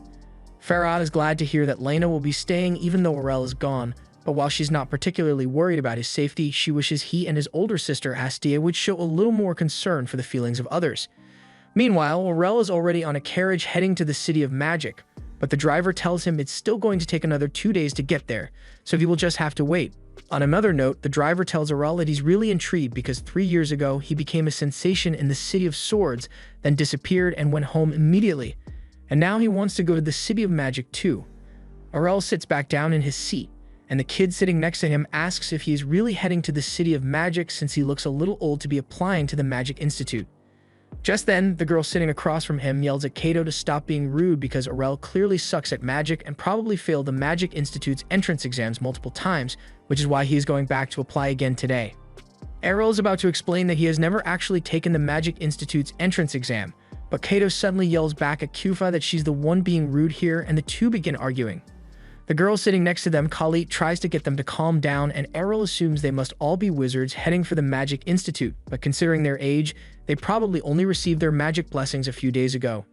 After Kato is done arguing with Kufa, he turns to Aurel and introduces himself as a red mage. He then asks Aurel what kind of magic he is good at, and he thinks about it for a bit. While he was learning from his dad, Leon explained that there are 6 types of magic: red, blue, green, yellow, white, and black, each with their own spells associated with them. Normally, a mage is limited to the spells of their color, but Aurel has no such limitations, so Leon taught him the basics of all 6 types of magic. As such, he tells Kato that he isn't particularly good at any kind of magic since he is classless. Kato and the others think Aurel must be messing with them, since no classless person would want to go to the City of Magic, but Aurel assures them that he is telling the truth and even pulls out his ID to prove it. The kids are all shocked once they realize that Aurel really is classless, and they all start asking why he's bothering to go to the Magic City when everyone knows classless losers can't use magic. Aurel has already had this conversation a bunch of times, so he's not really interested in explaining the circumstances to them. But before the kids could say anything more, they heard a terrifying roar coming from the forest. Aurel recognizes it as the roar of a Troll King, and the kids are all terrified because they heard that Troll Kings are super strong. Kaito asks the driver to get them out of here quickly, but unfortunately, the roar scared the horses so much that they fainted on the spot, so they won't be going anywhere. Khalid starts freaking out because she's scared of dying, but Kaito and Kufa try to calm her down by saying they have a plan. It's true that a Troll King is powerful, but at the end of the day, it is still a troll, so it should be big and slow. That means their magic attacks are almost guaranteed to hit, so as long as they work together, they should be able to take it down. Just then, a troll walks out of the forest and Kali immediately loses her nerve, but Kaito tells her they need to stay strong if they want to beat the Troll King. However, that wasn't actually the Troll King, and a moment later, the Troll King swats the troll away before revealing its massive frame. All confidence the kids had of beating that thing instantly evaporates because they know none of their magic is strong enough to take something like that down. However, even though his legs are shaking like jelly, Kaito stands on business and takes his wand out because he refuses to die without a fight. He pours all of his magic energy into one attack and launches a fireball at the Troll King. To Kato's credit, he at least did something, but even though his blast was a head-on hit, it barely scorched the troll's skin, so it just made the troll angrier. To make matters worse, Kaito is completely out of magic, so he can't even spam the attack for cumulative damage. However, just as the troll is about to eat the kids, Aurel cast explosion magic on it, reducing it to ash in an instant. Just like what Bakugo would do to Reize, Aurel realizes he probably should have used a little less power for that attack since he went a bit overkill, but no one got hurt, so everything worked out in the end. The kids can't believe Aurel just used explosion magic because it is a skill that's exclusive to the Archmage class, but he doesn't offer them any explanation and instead heads over to the horses and heals them so they can get back on the road. The driver thanks Aurel for his help and says he hopes they don't run into any more trouble like that, but all of a sudden, Kaito kneels before Aurel and begins sincerely apologizing for making fun of him earlier because he had no idea that Aurel was an Archmage. Aurel corrects him and says he's not a master of magic, but that doesn't stop Kaito from asking to become his student. Aurel tells him he really isn't a master and pulls out his ID again to show them that he is still classless, but Kua says that the ID must be fake and Aurel must be hiding his identity for some reason. Aurel desperately tries to correct them, but nothing he says is getting through to their little minds, so he decides to just let it go and climbs back into the carriage so they can continue their journey to the City of Magic. Once they finally arrive, they say goodbye to the driver, and Kaito is constantly hovering around Aurel like a loyal student. He asks Aurel if he plans to take the entrance exam for the Red Institute, but he's a bit confused because he had no idea that the entrance exams were separate. The kids explain that there is an institute for each type of magic, so Kua will be taking the Blue Magic Institute's entrance exam and Khalid will take the exam for the Green Magic Institute. As for Kaito and Aurel, they'll both be taking the Red Institute's entrance exam, but Aurel is a little worried that he might not be allowed to take the entrance exam here because he's classless, just like what happened in the City of Swords. He and Kaito later arrive at the Red Institute, and after filling out and submitting his application, the receptionist asks him if he's sure everything he wrote down is accurate. Aurel confirms it, so she gives him a number and tells him to wait for his turn on the exam. Aurel is surprised and asks her why she's letting him take the exam even though she's aware that he is classless, but the lady tells him that everyone has the right to take the exam, so she has no reason to reject him just because he is classless.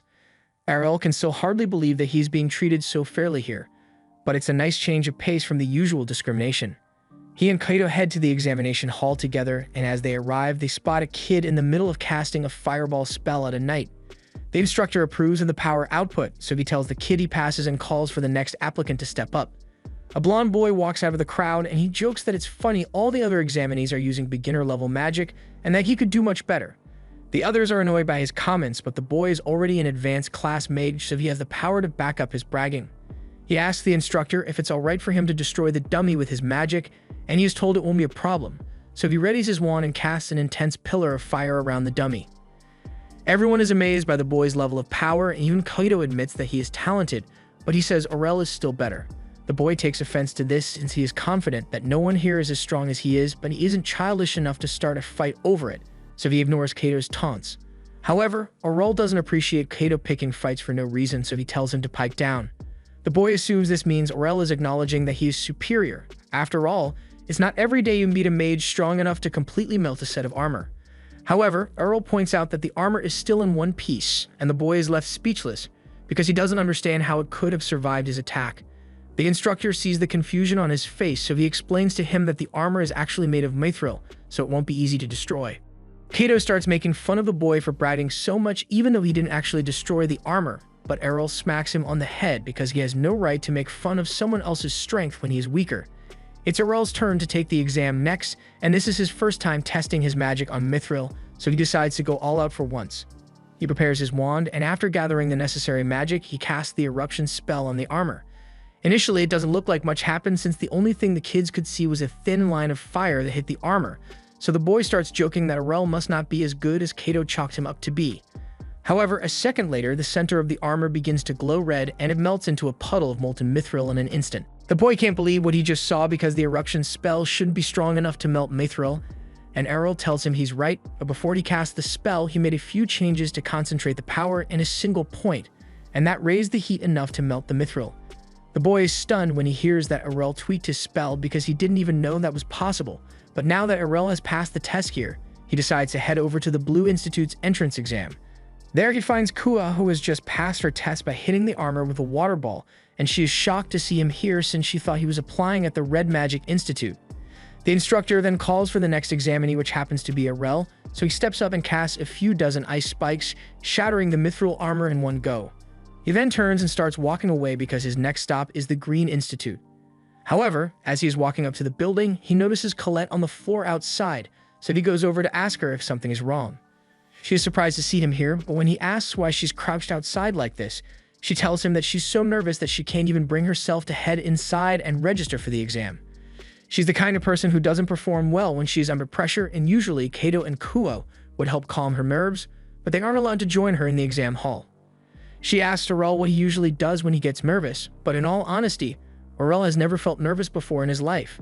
He asks Colette to explain what being nervous feels like, so she tells him that it's sort of like being afraid of failure, but Errol doesn't understand either since he has only been able to get this strong because he lets himself fail over and over during his training. The way he sees it, most failures in life won't result in your death, and this entrance exam isn't life-threatening as far as he knows, so there really shouldn't be a reason for Colette to be so scared. Colette is awestruck because she didn't think Errol would be so insightful, but that was really good advice. She thanks Errol for his help and tells him she's going to take the test after all, so they both head inside and register. Errol is called up first, and he is told to cast a wind spell to move the windmill, so he casts Tornado, but he unintentionally destroys it since he didn't realize it was made from regular wood. Everyone is amazed by his performance, and afterwards, the instructor calls on Colette to go up next, but she's getting nervous again because she can't do anything close to what Errol just pulled off. She starts thinking of backing out, but then she remembers Errol's words and decides to give it her best shot anyway. In the meantime, Errol leaves and heads over to the Yellow and White Institutes to take the exams, and once he's done with those, he heads over to the Black Institute, but this place seems really run down.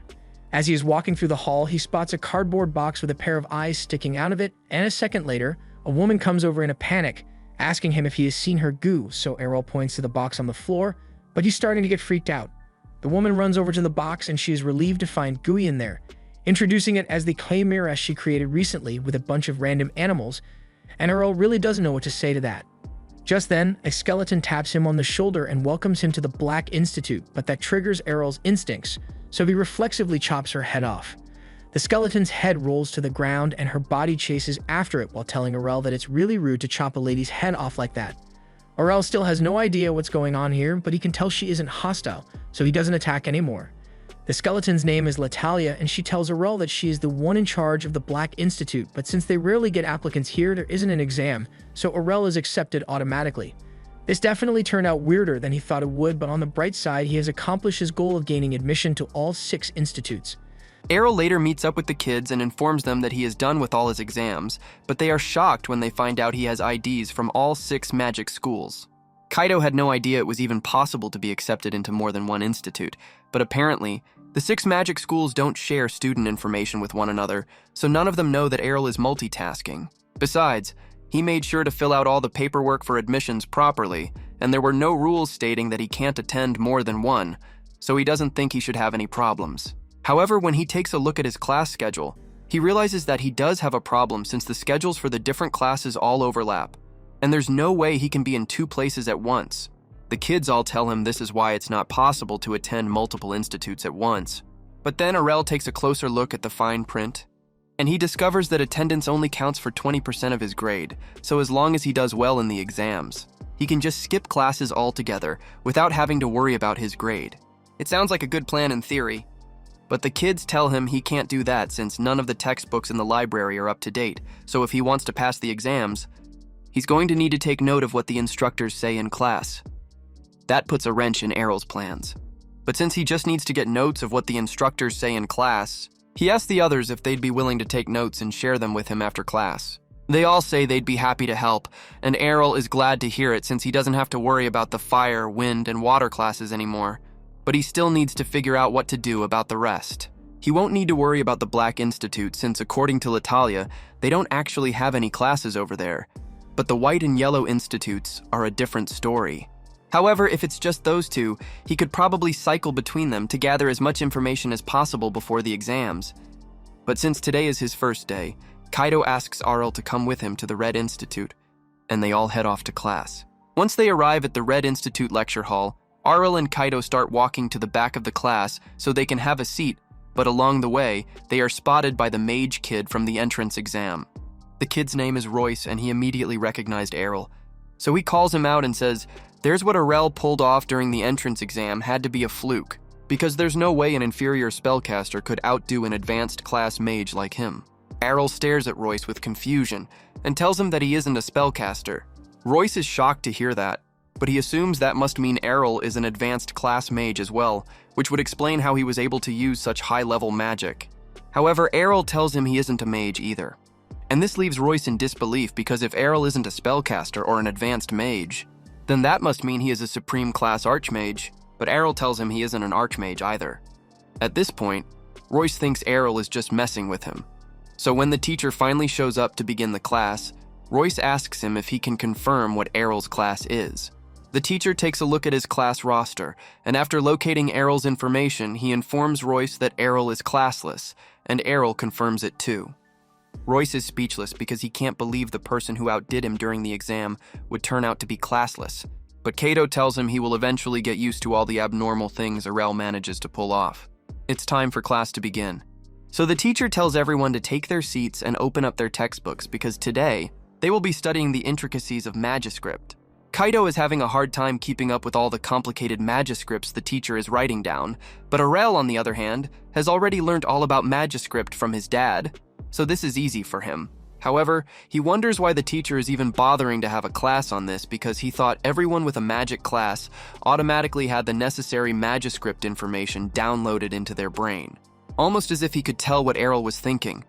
The teacher addressed the class and told them that while it's true that many of them are already able to cast spells automatically with their skills, it is still important to understand the fundamentals of the Magiscript behind the spell because it allows you to improve your spell's efficiency. And if you're advanced enough, you might even be able to tweak the parameters of a spell to achieve a different effect. As soon as Errol hears this, he realizes it sounds exactly like what he did back during the entrance exam, but he had no idea it was such an advanced skill since his father used to do it all the time like it was no big deal. After that first class, Errol spent half the day trying out the classes at the other institutes, but none of them really had much to offer him. However, the Green Institute's lesson for the day is about flight magic, and Errol is really interested because he has never tried it before. Khalid is surprised that Arel doesn't know how to fly yet, even though he's capable of using such advanced magic, but that's a long story. He tried asking his dad to teach him to fly a couple of times, but Loan is absolutely terrified of heights, so he completely refused to use any magic that involved flying. Once it's time for the lesson to begin, the instructor tells everyone to spread out and imagine themselves riding an upward air current to take off. Using that advice, it should be pretty easy to take flight assuming you already have a flight skill to handle most of the spellcasting, but in Errol's case, he has to do everything manually, so the instructor's advice is pretty much useless to him. He looks over at Kalate, and she doesn't seem to be having any trouble following the instructions and taking off. But it takes a lot of practice to balance yourself once you're in the air, so she ends up falling down soon after, but she's sure she'll get the hang of it eventually. However, Arel still needs to figure out how to get himself in the air in the first place. Since everyone else seems to be imagining an updraft to lift themselves into the air, Errol wonders if he can create the same effect by casting a tornado at his feet. he decides to give it a try, but in the next moment he is launched hundreds of meters into the sky, and he comes crashing down hard into the ground. Khalid rushes over to make sure Errol is all right, and he tells her he's fine, but he says he really needs to adjust the tornado output next time. Just then, one of the other students comes over to show off how good he is at flying, and both Errol and Khalid are amazed by his level of skill. So he starts bragging that he has been training his flight skill ever since he became a spellcaster, and he hasn't lost a single race yet. Errol asks what the kid means by a race, so Khalid explains that it's a sports event where participants have to fly through a course to win. Errol thinks it sounds like fun, so he says he will participate in the next race, but the kid tells him he can't join in unless he knows how to fly. Errol says he will just keep practicing until he figures it out, but the kid tells him he won't have enough time for that. The next race is in 2 months, and while floating may be easy, learning to actually fly takes at least 6 months of training, so he stands no chance. The kid isn't necessarily trying to be mean, but he just thinks there's no way Errol could master flight in less than 2 months, so he tells him to focus on facing him in next year's race instead. The kid then flies off, and Colette asks Errol if he is going to wait for next year's race after all, but he thinks 2 months is more than enough time for him to learn to fly.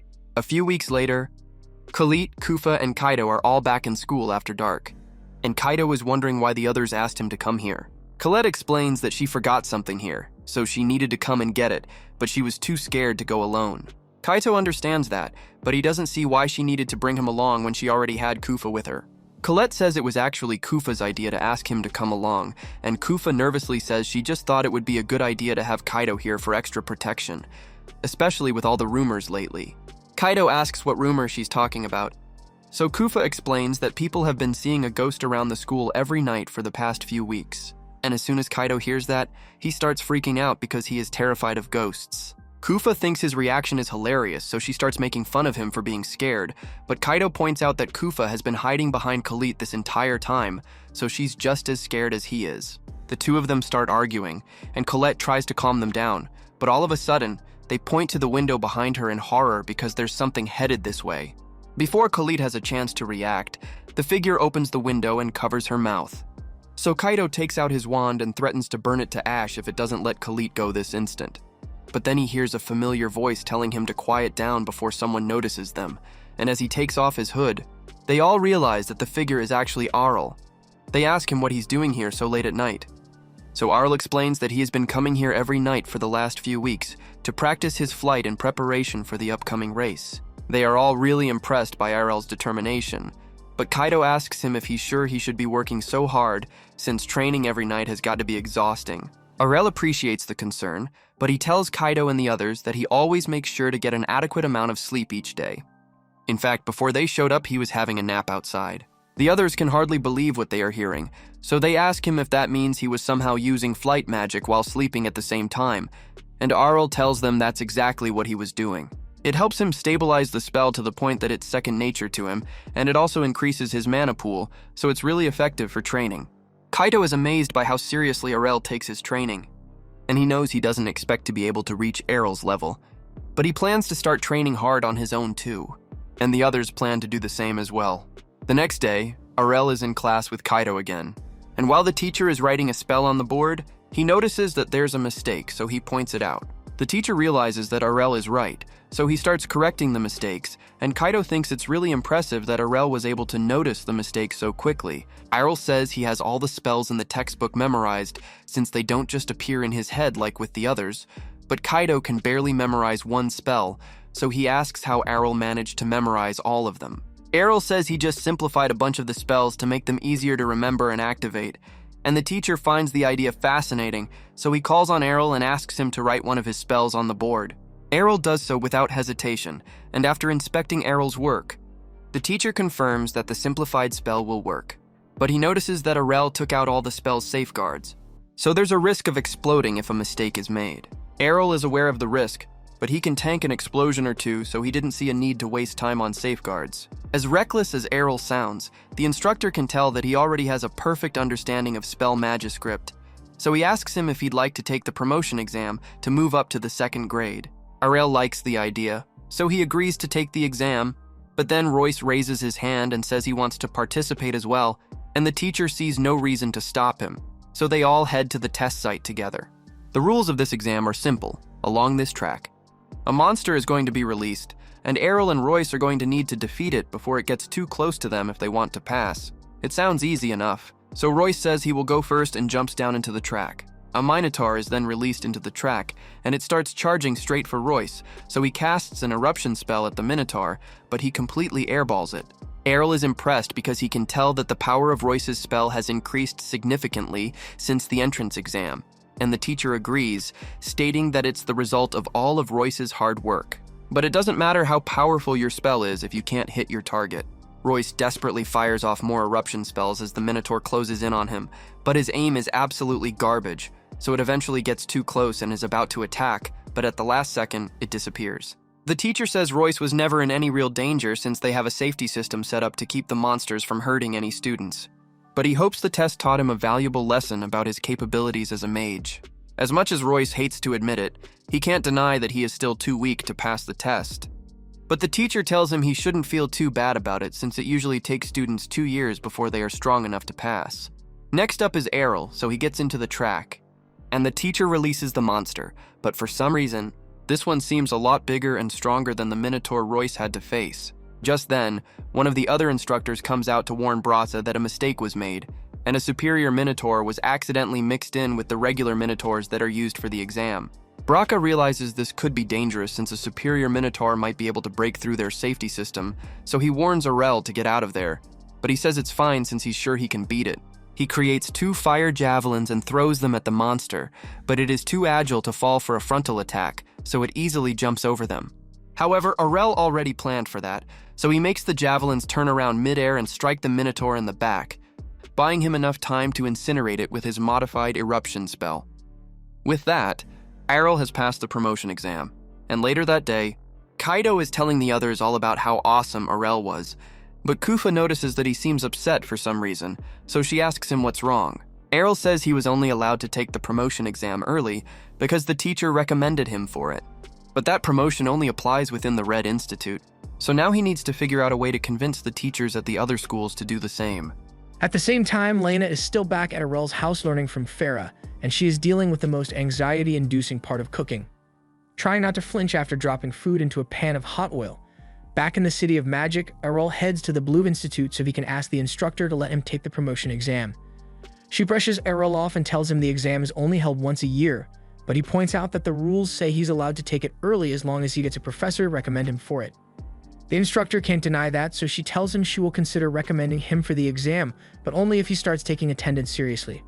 However, that's not good enough for Errol because the whole reason he wants to take the exam early is so he can avoid having to take a bunch of useless classes. The instructor is deeply offended that Errol thinks her classes are useless, but he says he didn't mean it that way. He just meant that he is too advanced to be stuck learning the basics, so he wanted to move up to the next level.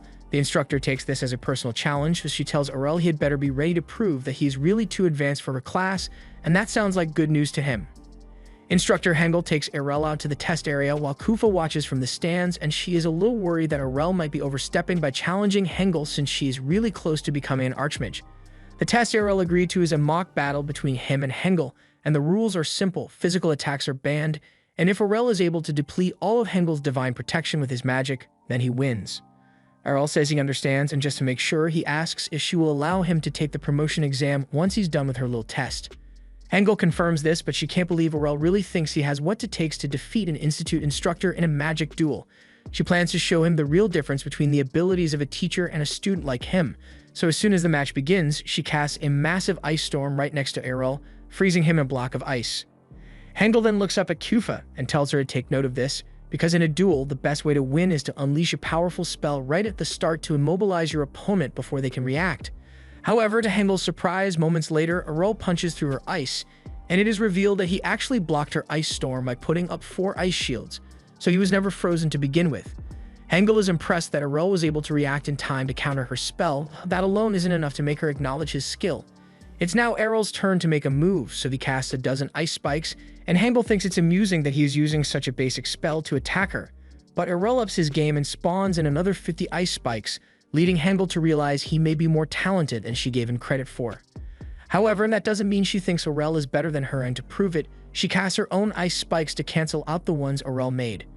She says she could easily create double this amount, and Errol decides to take her up on the challenge, so he proceeds to double the amount of ice spikes he has created. Hengel does the same, but then Aurel creates an extra 100 spikes to her left, right, and rear, and Hengel immediately realizes that she can't match this many by herself, so she switches tactics and casts an ice wall to protect herself. Aurel's ice spikes all hit with an incredible amount of force, and she is amazed that he is able to sustain an attack like this, even though controlling this many spikes at once consumes an incredibly large amount of mana, but she is confident that her shields can hold out. In fact, it looks like all of Aurel's ice spikes are actually making her ice wall thicker, so she doesn't even need to worry about maintaining the wall of her mana anymore. Eventually, Aurel stops his onslaught of ice spikes and says it's time for his final attack. Hengel thinks he must be delusional because there's no way he could break through such a thick ice wall. But Aurel tells her he intentionally used his ice to thicken her walls, and she may not have noticed, but there's nothing protecting her from aerial attacks right now. Aurel immediately conjures an icicle lance from above, and Hengel is dumbfounded because she didn't think he would still have the mana to cast another spell so soon. She frantically looks for a way to dodge the attack, but she is completely boxed in, so her only choice right now is to try to block the top with an ice shield. But the power of Aurel's spell is too much for her to handle, and she is eventually overwhelmed. Later that day, Aurel meets up with the others, so Kufa tells them all about his battle with Hengel, and since he proved his strength against her, Hengel told him he could just skip the exam and go straight to the 2nd grade. That takes care of his Blue Institute promotion, so next he decides to head to the Green Institute to make the same request, but the instructor there tells him there's nothing she can do. Aurel asks why, since the other institutes allowed an early promotion exam as long as an instructor recommended him, but she tells Aurel that not all institutes share the same rules, and over here they are very strict about procedure when it comes to promotion exams. But that said, she did find a record of the headmaster personally giving permission to skip a grade to exceptional students, and Aurel thinks this might be his chance, but the instructor tells him he had better not be thinking of going to bother the headmaster right now because he's very busy and doesn't have time to meet with individual students. And if Aurel were to interrupt him while he's in the middle of important school business, that could be grounds for expulsion. Aurel really doesn't want to risk that. As far as he can tell, getting in contact with the headmaster is the only way he can get a promotion. He asks the instructor if it would make a difference if he demonstrated his wind magic skills right now, but she tells him that's also against the rules, so he's out of luck. Just then, Colette speaks up and says she has an idea because the flight race is coming up soon, and it's a tradition for the winner of the race to receive commendations from the headmaster of the school.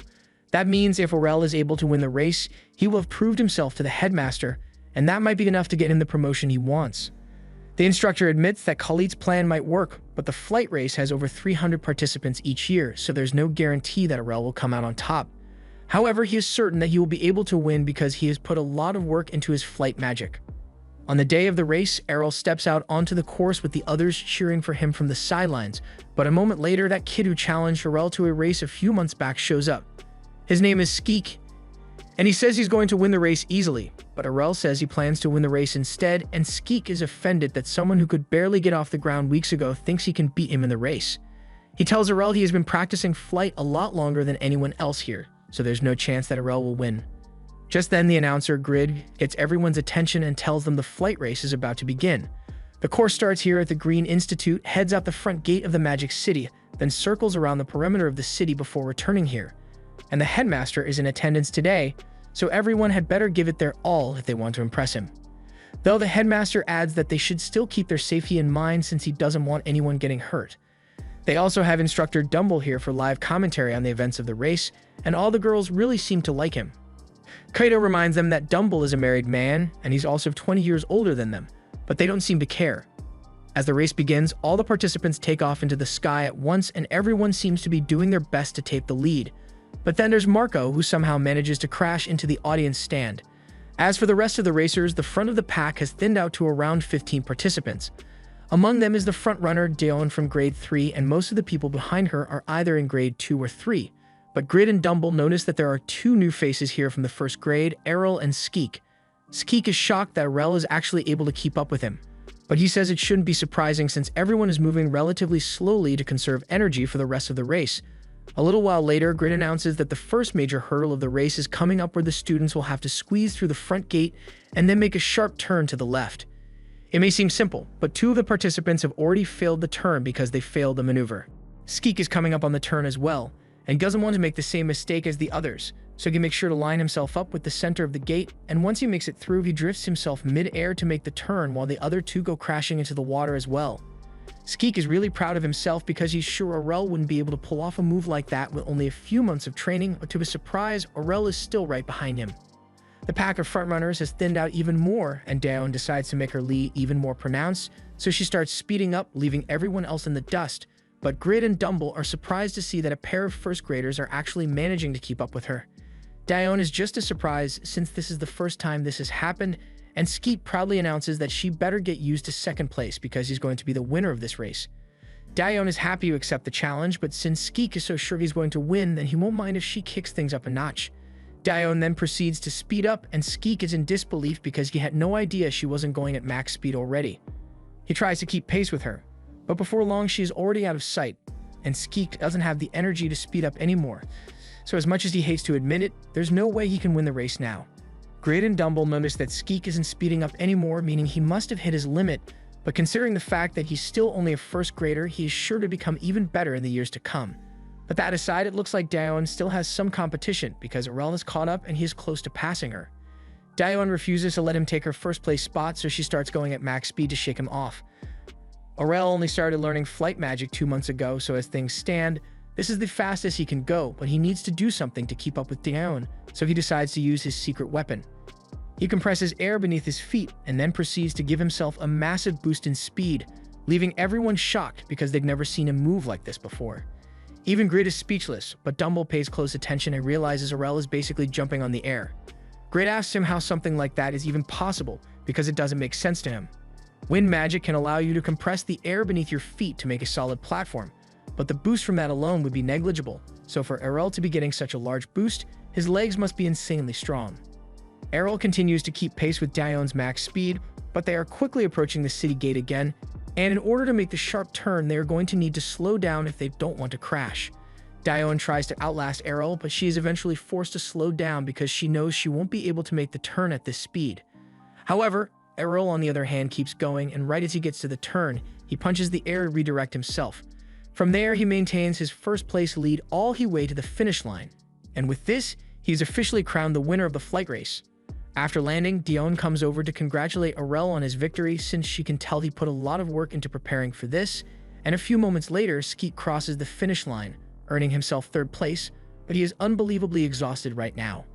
Later on, Aurel is approached by the headmaster who presents him with his flight certificate and medal for coming in first place, but before he leaves, Aurel says he has a favor to ask. He says he wants to be promoted to the second grade, and since he has already proven his excellent wind magic capabilities in the race, the headmaster grants him the promotion.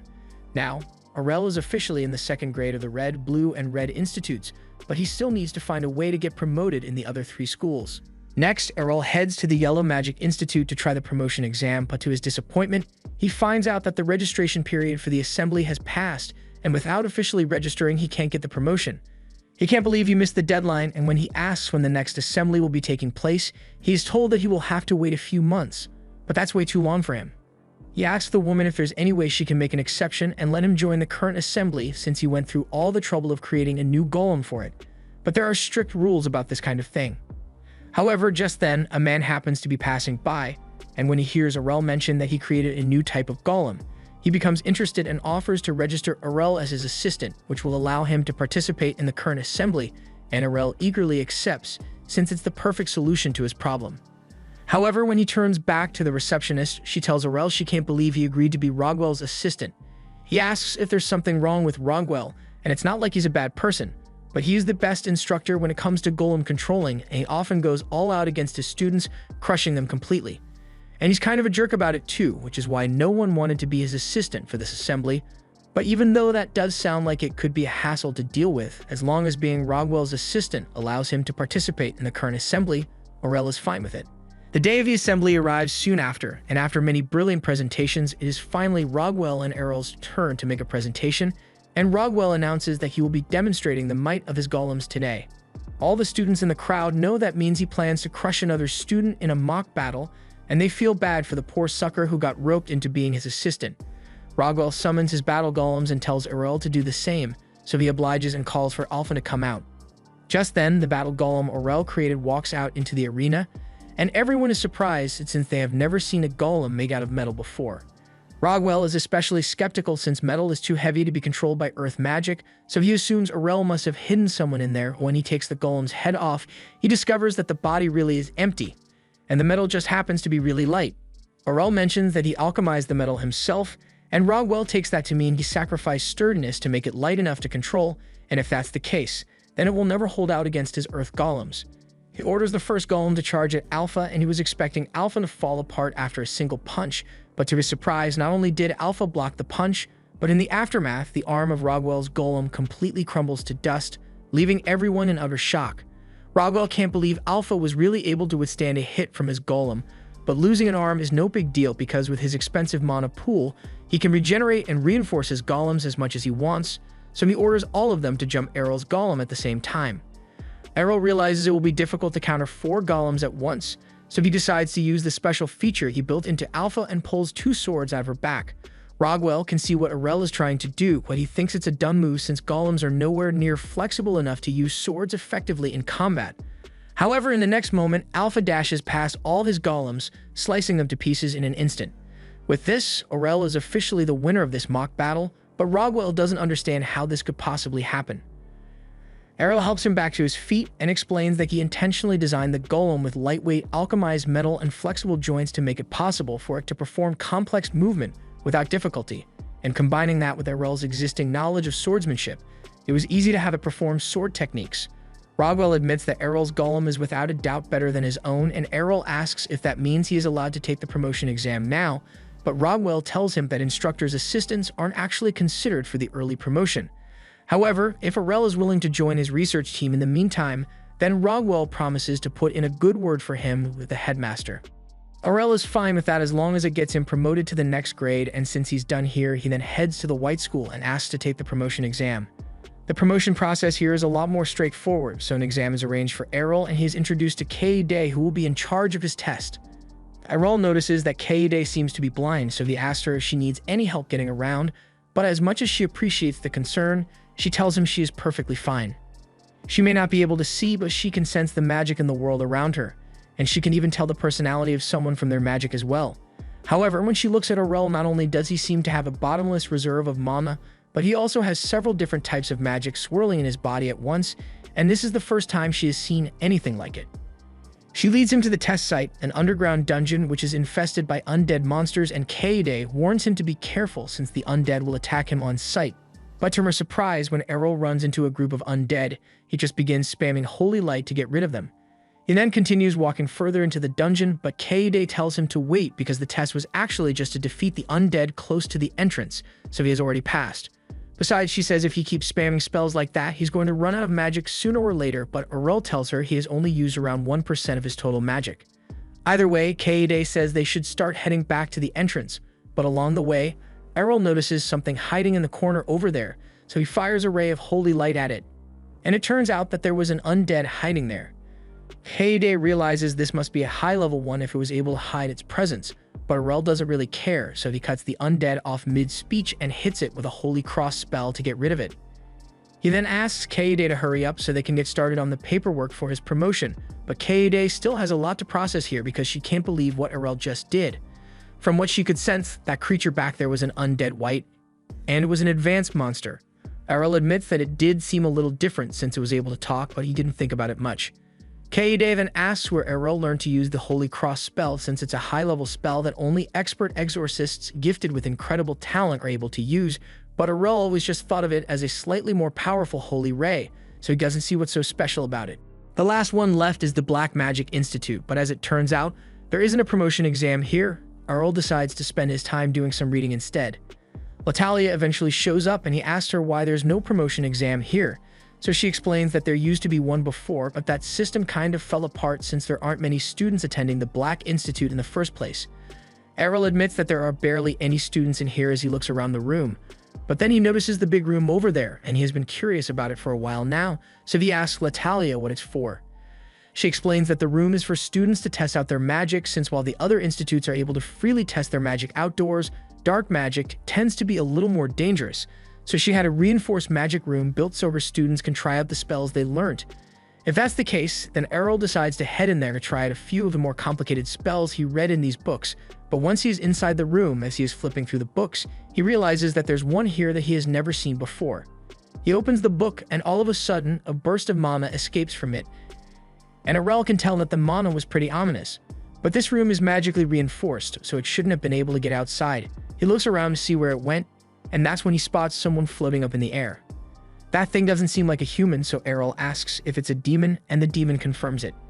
It says it has been locked away in that book for years now, and none of the black mages here have been clueless enough to open it without checking what it was first.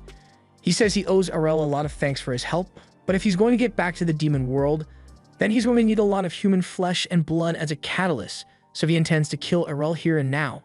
However, Arel doesn't intend to go down so easily, so he shrugs off the demon's attack and prepares to cast an explosion spell at it. But to his surprise, it doesn't work. The demon laughs and tells Arel that he already set up an anti-magic barrier in here, so no spells can be used in here, but that's not going to stop Arel. He charges at the demon, and it assumes he must be out of his mind because there's no way a mage would be capable of fighting hand-to-hand. But before he could even finish his sentence, Arel had already sliced its head off with his wand. The demon can't believe what just happened, but it reattaches its head and comes to the conclusion that Arel must be a magic swordsman. However, even if that's the case, it still thinks there's no way Arel can beat it because it has the blessing of immortality, so no matter how much Arel hits him, he won't die. That certainly makes dealing with the demon troublesome, but Arel recalls that demons use mana to maintain their physical forms, and even with immortality, taking damage over and over is bound to drain the demon's mana reserves, so he decides to just spam attack him until he gives up. At first, the demon tells Arel his attacks are pointless, but eventually he notices that his body is shrinking, and his tone suddenly changes as he now realizes he isn't as invincible as he thought he was. After a few hours of being beaten by Arel, the demon has now been reduced to action figure size, and he is begging Arel to have mercy on him, because if he shrinks any smaller than this, he might actually disappear altogether. Arel decides that he has tormented the demon enough for one day, so he agrees to let it go, but not before putting a seal of servitude in its chest. The demon immediately begins protesting because it doesn't want to serve a lowly human, but the seal is already active, and it inflicts intense pain every time the demon tries to rebel against Arel, so he has no choice but to obey him. 6 months later, the headmasters of all 6 schools are having a meeting to discuss the new budget for the upcoming year, but the headmaster of the Black Institute gets up in a rage because he doesn't think it's fair that his budget is being cut by 60% since he won't be able to do any proper research with an amount like that. However, the representative tells Blag that his institute has failed to produce any meaningful results that contribute to the Magic City, so it's natural that his budget is being cut. All the other headmasters start making fun of Blag and call him a weirdo for dedicating so much time to black magic. The headmaster of the White Institute even tries to convince the city representative to consider banning black magic altogether, but the rep says he has no intention of doing that. He's simply here so they can proceed with budget allocation, so he asks if there are any more objections, but everyone seems to be in agreement, so he says the budget will be finalized following the results of the magic tournament. All the headmasters get up to leave, but Blag is still frozen in place because he can't believe his institute's budget is being cut by so much. The rep tells him that glaring isn't going to solve his problem, and if he really wants to increase his institute's budget, then he needs to prove the value of black magic during the magic tournament. In fact, if the Black Institute manages to win, he promises not to cut the Black Institute's budget at all, but that's only if the Magic Institute can win. That same day, Arel and his friends are walking through the streets, and he wonders why everyone is putting up so many decorations. Kufa can't believe Arel hasn't heard of the festival yet when it's one of the biggest events held in the Magic City. Arel never really paid much attention to festivities like this, but he has heard of the Institute Tournament, which is the festival's main event. In fact, all the headmasters have asked him to participate in the rookie segment, but he hasn't decided which school he wants to represent yet, so he will be meeting with them tomorrow morning to discuss it. Meanwhile, that night, in a desperate attempt to secure victory for himself in the tournament, Blag spends a lot of time creating a magic circle that connects to the demon realm, and from it, he summons a high-level demon known as Gluttony. He intends to use it to prove how useful black magic is, but all of a sudden, the slime betrays and swallows him whole.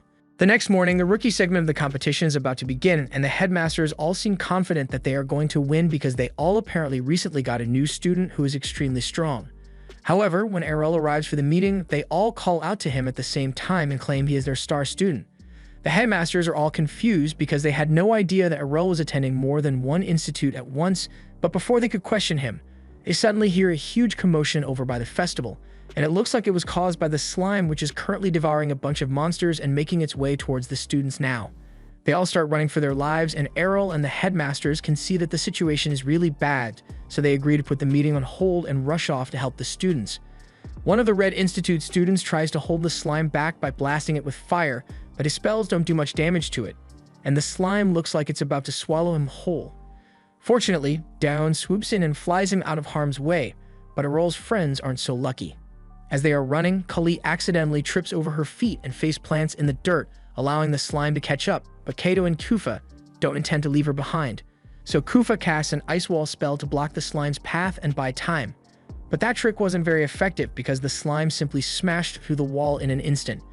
Kato then steps in and tries the new spell he learned from copying Errol, a modified eruption blast, and it does stall the slime for a second, but it is otherwise unharmed, so there's nothing they can do to defeat it. The slime launches its tentacles at the kids, but before any of them could be absorbed, Errol shows up and slices the tentacles to pieces. The rest of the headmasters are here as well, and they tell the kids that they've got this covered, so they should all evacuate to City Hall immediately. Kali and the others understand and immediately start running away, and Errol asks the headmasters if they are sure they want him to leave as well. The headmasters tell him they'll be fine because they possess supreme classes. Since they are so confident, Errol agrees to evacuate and flies away, leaving the headmasters to deal with the slime on their own. But that said, they aren't actually sure how to deal with it. This is the kind of thing Blag would usually have info on, but they have no idea where he is, so they'll have to figure it out by themselves. From what they saw earlier, it looks like the slime is immune to the effects of magic, but just to make sure, White and Blue both fire their strongest spells at it to see what happens. To their surprise, the slime comes out completely unharmed, and at this point, they aren't sure what to do. The Red and Green headmasters decided to try combining their spells since wind magic makes fire stronger, but even though their attack was incredibly powerful, it still did absolutely no damage to the slime. And in fact, it looks like the slime actually grew bigger after getting hit. The slime tries to attack them with more of its tentacles, but Yellow blocks it with an earth wall and then boxes the slime in to buy them some time. The slime will break out eventually, so they'd all need to come up with a strategy soon. They'd all now realize that the slime isn't simply immune to magic, it is capable of absorbing magic and using it to make itself stronger, but magic is the only thing they know how to use, so they don't have many options here. Red suggests that they might be able to overwhelm it by attacking all at once to do some damage, but White says that's too risky since they might end up making it a lot stronger. The slime soon breaks out of the box, and Errol has been watching the whole situation unfold from the sky. He is a little disappointed with the headmasters since he was hoping to see them use a few unique spells or something, but everything they have done so far is stuff that his dad already taught him, so it looks like there's nothing left for him to learn in this city. Ma-Ti asks him if he's really just going to watch them fight from over here, but the headmasters did tell him they could handle it, so he wants to see what they can do. Ma-Ti tells him that defeating a gluttony slime is no easy feat because those things are really troublesome, but he's surprised to see one outside the demon realm. Errol realizes that Ma-Ti knows something about the slime, so he tells him to spill all the details. Ma-Ti reveals that the gluttony slime is a special kind of monster that is able to absorb anything it comes across. It particularly likes mana, so Ma-Ti thinks the headmasters are stupid for hitting it with so much magic since they are only making it stronger. Errol is curious and asks if physical attacks would work on it, and technically, it should be vulnerable to those kinds of attacks, but the slime would probably absorb whatever weapon you try to hit it with. Errol then asks if, theoretically, a spell that's too powerful to absorb or strikes that are too fast for the monster to react would do the trick, and there's no reason it shouldn't. So Errol creates a sword using his alchemy and heads off to confront the slime. The headmasters all watch helplessly as the slime makes its way into the city, and since their magic is completely ineffective, they are low on options. The slime is headed right for the center of the city, so the only thing they can do is evacuate everyone ahead of time, but just then, Errol comes flying down from the sky and hits the slime with a magic sword slice. Ma-Ti is surprised that Errol actually managed to cut through the slime, but it was able to reform itself a second later, so he is going to have to try something else. Just then, the headmasters show up, and they are all shocked because they had no idea that Errol knew how to use a sword so well. They assume he must be a magic swordsman, but Errol corrects them and explains that he is actually classless, though they don't believe him because that sounds way too crazy. Errol tells them that they need to get out of here because the slime grows stronger by absorbing mana. The headmasters already realized that their magic wasn't working against it, but if the slime specifically targets mana, then it must be heading for the city hall because it wants to devour the mana and all the students gathered there. Errol tells the headmasters to go protect the students, and at first, they are hesitant to leave Errol alone to face the slime, but right now, he's the only one who can damage it, so they have no choice. Errol hits the slime with an infinite break attack, cutting it into dozens of small pieces, but the slime still manages to reform its body. It may not be taking damage, but the slime has realized that it'll be a major hassle to continue fighting Errol, so it tries to run away. But Errol doesn't intend to let it escape, so he creates a box around it, and at the top, he creates 4 golems to help him test a theory. With the slime trapped in there, he instructs the golems to follow his lead and proceeds to hit it with a quadruple infinite break. But even with the slime reduced to millions of pieces, it is still able to reform its body and begins trying to climb out of the box. So far, sword strikes haven't done much against the slime, so Errol decides to try using magic, but Ma-Ti finds this hilarious because Errol already knows magic doesn't work against it, so he must be getting desperate. However, Errol thinks he just needs to use a form of magic that the slime can't absorb. Ma-Ti has no idea what Errol is talking about, but in the next moment, Errol proceeds to create magic circles of all 6 different types and combines them to form one ultimate spell. He had hoped he wouldn't have to do this, but he has no other choice in this situation. He learned this spell from his dad, and during the process, Leon explained that the elimination spell is extremely difficult to control because it combines circles from all the different magic types, and he encouraged Errol to avoid using it if possible because a single slip-up during casting would destroy both him and anything within a mile radius. Errol has completed the casting process, but he's starting to realize that he may have underestimated how hard it would be to maintain the spell because his mana reserves are about to be depleted, and if that happens, it will be the end for him.